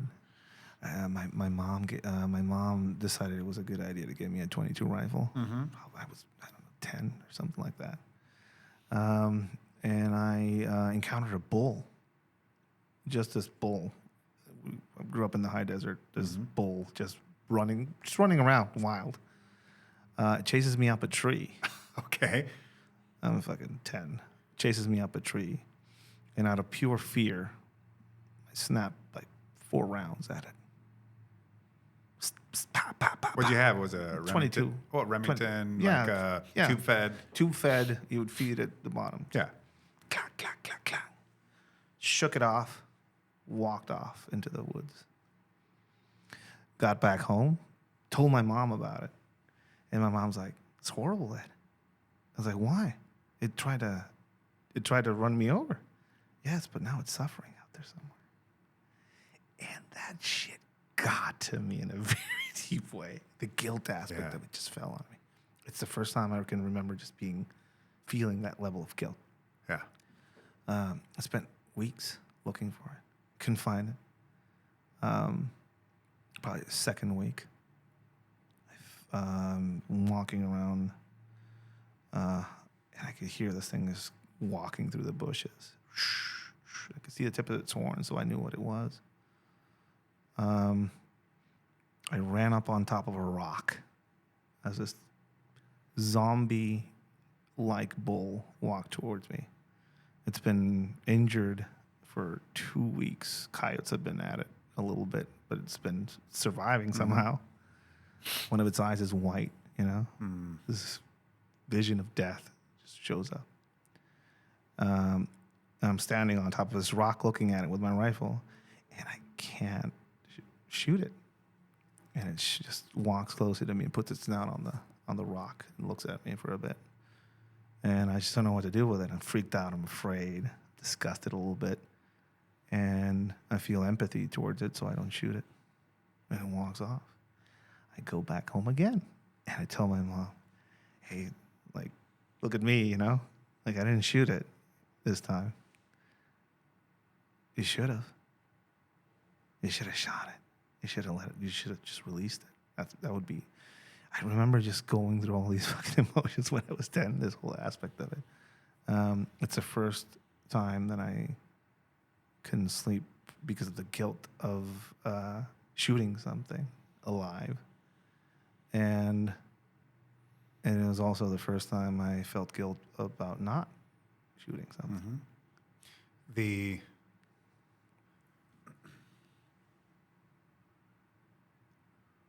understanding of what suffering is in the world. Yeah. And the idea of creating suffering that didn't have to exist should terrorize a person. That should be that should be talked about as a part of a definition of evil, I think. It could be even evil through cowardice. Yeah. And even with something as stupid as these rats. It's my responsibility. It is, yeah. And to try and just like ignore that is bullshit. Yeah. To not own up to, these things are going to die because of this situation, because I made a choice. This is on me. The responsibility of it. Everybody wants rights, but nobody fucking wants responsibility. No, nobody that wants responsibilities. The first deer I ever killed, I actually killed with a knife. because I didn't hit it properly, and I thought I killed it. I get hiking across the canyon. I get up there. I'm 12, and I see I didn't get it behind the shoulder. Yeah. Caught it in the gut. Fuck. And this thing is freaking out. Yeah. So I pull up my rifle, put it on the head. Bam. Somehow I managed to just catch the jaw. It's a thing. I'm like, oh no. It's a thing. Now this thing is on the ground, and it's kind of moving, and I don't know what to do. I pull my buck. I come up on it. You talk about stabbing. Yeah. Right in the neck. Wop, wop, wop, wop, wop, wop, wop, wop, wop, wop. Hamburger it. Yeah. Dead. Well, not only did it take me like 45 minutes to get across that canyon, because my dad just let me go. Go ahead. Boom. Go get it. And then he shows up in like 10 minutes. I'm like, how the fuck did you get here so fast? He goes, animal trails, this and that. I go, you just let me just stomp through all that crap? He goes, well, you had to learn. And he looks at the deer. He's like, what the fuck? I explained to him. And he goes, so you knifed it to death? I didn't want it to suffer anymore. I'd already fucked up twice. Yeah. I wanted this thing to be done with any of that. And if I didn't do something, I have to live with that. Yeah. Like I'm hunting the circle of life, totally okay with all of that, right? But this animal doesn't need to suffer. Yeah. And if I don't do what the best that I could do for it, I'm not respecting the hunting of it in the first place. Yeah. It's not okay. Yeah. The ability to know that, that's what makes us human. The awareness that we can, give out suffering. But in this day and age, in modernity, who wants to confront that? No, everybody wants rights. Well, they want something to be done for them. So to absolve them of the responsibility, whether that goes off good or bad. Well, although when things go good, everybody loves to get a pat on the back and be like, I'm a part of this. I did this. When something goes wrong, no one wants to be like, I did this. Yeah, it was well-intentioned, but it turned out sideways. Yeah. Even just to get them go like, I initiated this. This came about because I created an action and it followed through, and this is where it'll end up. No, they're like, well, and then this person did that, and then this person, blah, blah, blah. And it's always an absolution. It's always a working towards absolving themselves piece by piece and bit by bit to remove themselves out of that equation as much as is feasibly possible, so that then somebody else could look at it and go, oh, okay, well, I see that. Because you've parceled out all of this accountability on everything else, therefore now I can't really hold you to the same degree that I wanted to begin with. It's like, it's just fucking bullshit. Yeah. And I think, in a sense, what you're doing is you're killing a part of your own spirit when you do that. And that is something, you can't play with that. There can be no brooking in that sense. You lose a tip of your finger, you can still figure out ways to do stuff. Yeah. You make mistakes, you were an idiot, and you learn better. Okay. You damage your spirit. You gamble with something that may be irreparable. Yeah. And not only will it be irreparable for you, but it's going to guide you in ways potentially to cause harm in the world around you. Getting to a place mentally where you realize that everything's finite and you lose parts of yourself when it comes to the soul takes a while, right? Yeah. People think I'm morbid. I've sent you a picture before of my altar. Yeah. And while I'm not practicing Santa Muerte or anything, but when I saw the first statue I ever came across, it immediately, something in me was immediately attracted to it. Like, there's something about this, that it's saying something that I understand, even though I've never even seen it. Yeah. I know what death is, and I know the Reaper and all these different things, but there's something about this that's already drawing me in. And this isn't about even it in and of itself, specifically Santa Muerte. It is about the universals that this thing is also tying into. So my altar isn't even about worship of death so much as it is also about celebration of life. Life. And it's not even so much worship of death, it's the acknowledgement, it's the knowing that I cannot walk in the world without it being alongside me. Yeah. And the more you make peace with that and in some way can willingly and knowingly account for death being there at all times, then everything else is so much easier. And it actually feels more of a way of moving at peace than struggling in the world, because when death is there, it is there. But nothing is a given. And your great deeds may be forgotten, but your great deeds also might not be recognized for any given reason. And the fact is, those aren't the reasons to do them in the first place.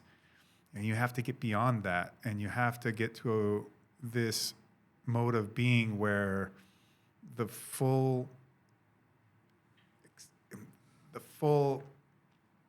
release and expression of your will to power and what you can create of this, that is what you have to do, regardless of whether someone likes it or they don't, or even, look, you might feel that way as some sort of gangster. Yeah. Okay, well, accept that from your side of things, you're going to be in the minority on this. But if you accept it and you have some honor with that, you know, maybe somebody at the end of the day, someone will say, well, he had honor. He had to be destroyed because he was ultimately a negative effect on things around here. But, you know, Yeah. he wasn't just a piece of shit. You know, he there was something about him that was knowable to all, who all they had to do was just even a small glance. You're producing some amazing fighters. Like but seeing Victor, was a treat. It was my absolute pleasure to be able to put him down here.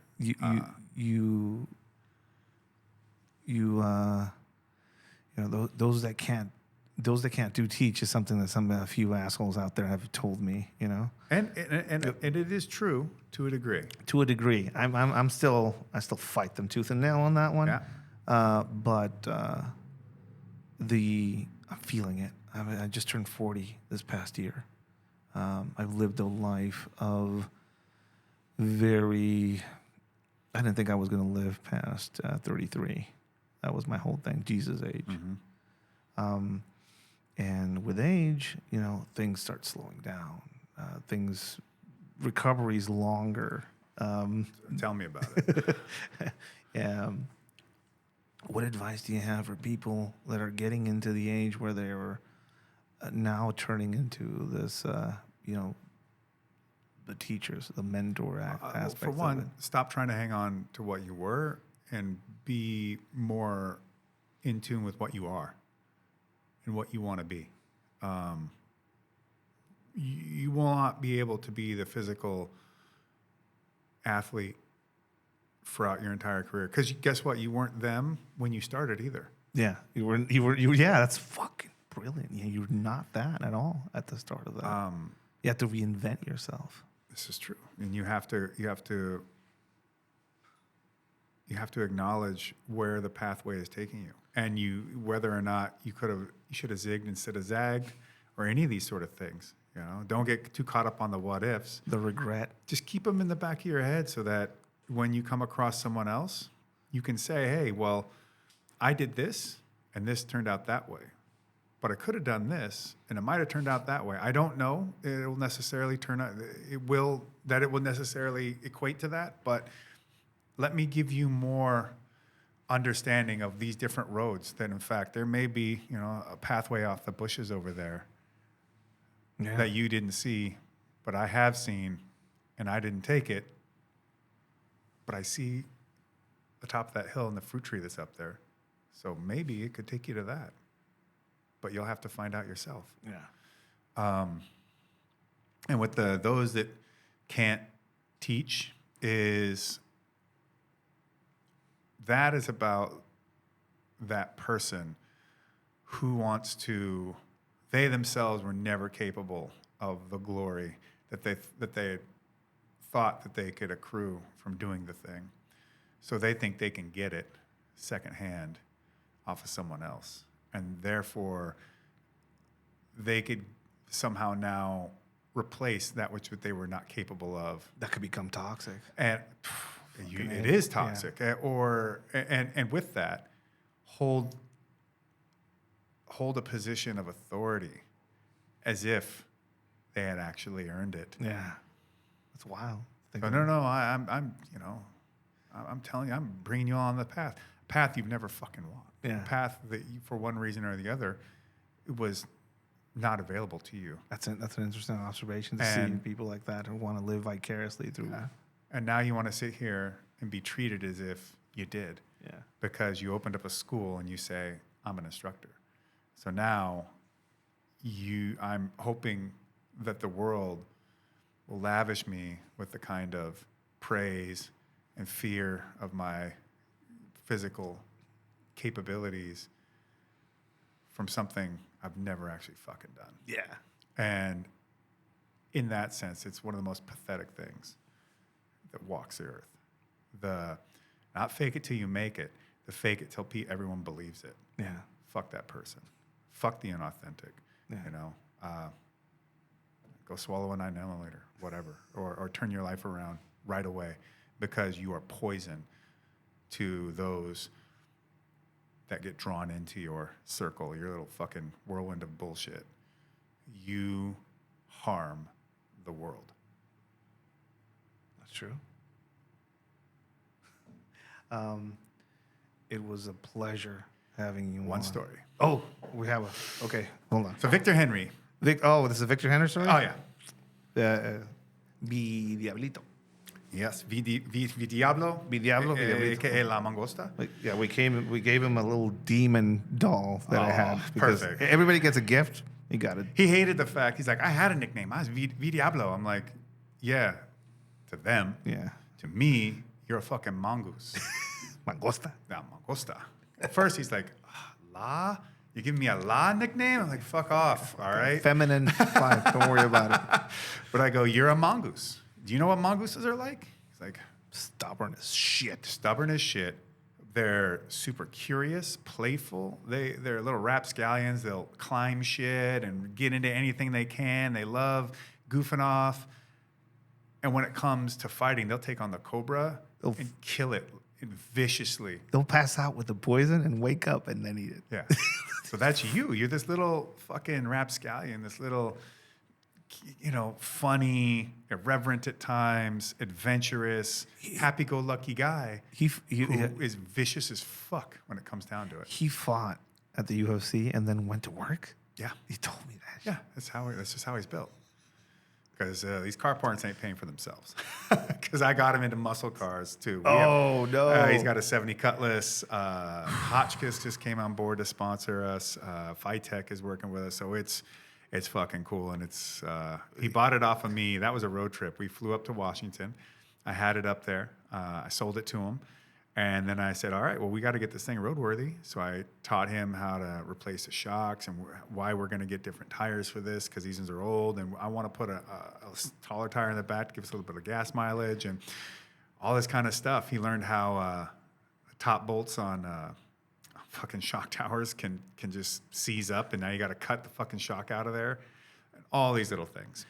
And we drove it down from Washington into Oregon, then cut hard after Portland to the coast. And we took it the coast the entire way to San Fran, then cut back in. And we just did a little road trip out of it. It had no heater, no AC, no stereo, nothing like that. What time of the year was it?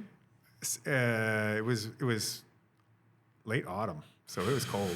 And we had blankets and some pillows. Cold legs. I had little battery packs. I had one that was solar on top, so we could charge it while we're driving. And I had a little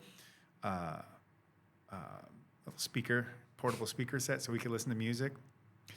And he'd sit there and complain because I'd play like, "We're gonna listen to this guy go over Heidegger's Being in Time." He's like, "Fuck." And then by the end of it, have these conversations. He's like, well, what about this and that? And I go, see? And he's like, fuck you. You know, I wanted to just keep listening to metal music and whatever. And now here we are talking about philosophy. But so anyways, we're in Japan. And Vic told me a story a long time ago. Him being in Mexico City with his family. And they're at a crosswalk. And there's a blind guy there. And the guy is tapping around. And fucking Vic goes, the crosswalk changes. He starts tapping to go into the street. And Vic just goes, awas. And the blind guy starts tapping super fast. And he thought that was hilarious. He thought that was the funniest fucking thing. I looked at him and I was like, what an asshole. You fucking kidding me? Did that to a blind guy? Dick. You know? And he just, and Vic's stepdad, not Choco's his biological dad, but well, they're both Sergio Garcia too. Yeah, that is it's weird to kind of Kacha is just like, man, kid, something. Anyway, so we're in Japan, and I can't remember their names off the top of my head. Sorry, guys, if you hear this, no offense, you're good dudes, but they're a fighter and a coach from Entram Gym. Okay, we're in Japan. Entram Gym. This is the Tijuana. Yeah. The one that produced Andres Moreno. That's right. That's the same gym. Cool. So we're up there. And Vic goes, watch this. I go, what? And they're in Tokyo. They're about to cross the street. And they get out, they step out, and all of a sudden Vic, awas. And they're just, they're all like, oh, what the fuck? What? And I just lost it. He goes, anywhere you see Mexicans, you can do this. And you will get a response. And I just laughed my fucking ass off. And then Vic explains the story to them, and they're just like, that's good, fuck you. But that's a good one. I mean, they weren't blind. They were just blind to the language, man. Yeah, exactly. So they're out in a strange foreign land. And now all they hear is, awas. Don't do that to blind people, by the way. Maybe Mexicans lost in a foreign land, but not and it, like, as soon as you say it, I want to, like, I wasn't gay. What's going on, Oh, God. That's some Victor Henry shit right there. We have been, we have a lot of fucking buddy road movie type experiences. Once you know the way broadly, you see it in everything. This is true. Something from Musashi. Thank you for this conversation and for coming down to this weird space. It's my pleasure. Ever since I just heard you on Rogan, I was like, who the fuck is this guy? Oh, there's something about him. And then looked into what you were doing and just had to send you a message and be like, yo, man, we have a lot more in common than you think. And we have connections in the physical world, but it seems as though we have connections outside of that. Yeah. I mean, it's to me, it's a relief to know that there are people out there passing it on. The fire has to be carried. It and has to be there's tended not a lot of people like that, and they are getting harder and harder to find. So every now and then, when I learned about you through our conversations online and also just researching you a bit, but I think I got to know the most about you from Victor. When I hear the way he talked about you and like the aspects of how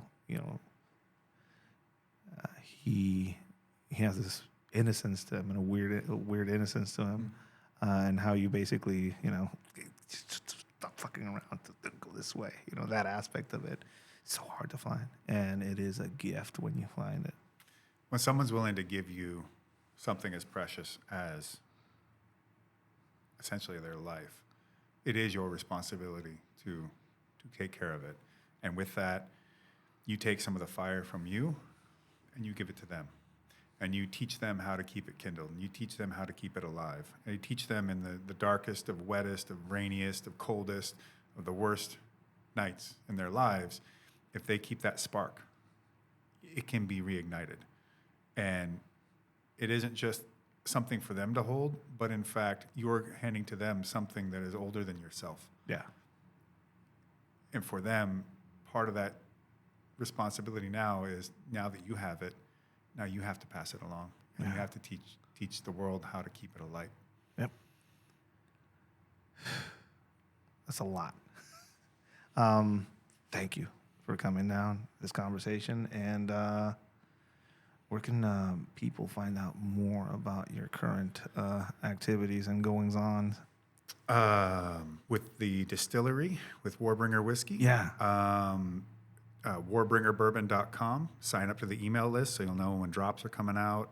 We even will often set aside allocation for direct sales, so you can get your hands on some Warmaster edition when it's available. For all my social media junk, it's at Josh L. Barnett on Twitter and on Instagram. There's also joshbarnett.com, Cool. which has a decent amount of stuff on there, and you can follow my Bloodsport Pro Wrestling. We just had our ninth show. You can see what's going on with my athletes. It is a fun watch. It's definitely a fun watch. I have a predilection. I'm Mexican, so, you know. Of course. It's a fun watch. Thank you for coming down. That's my pleasure.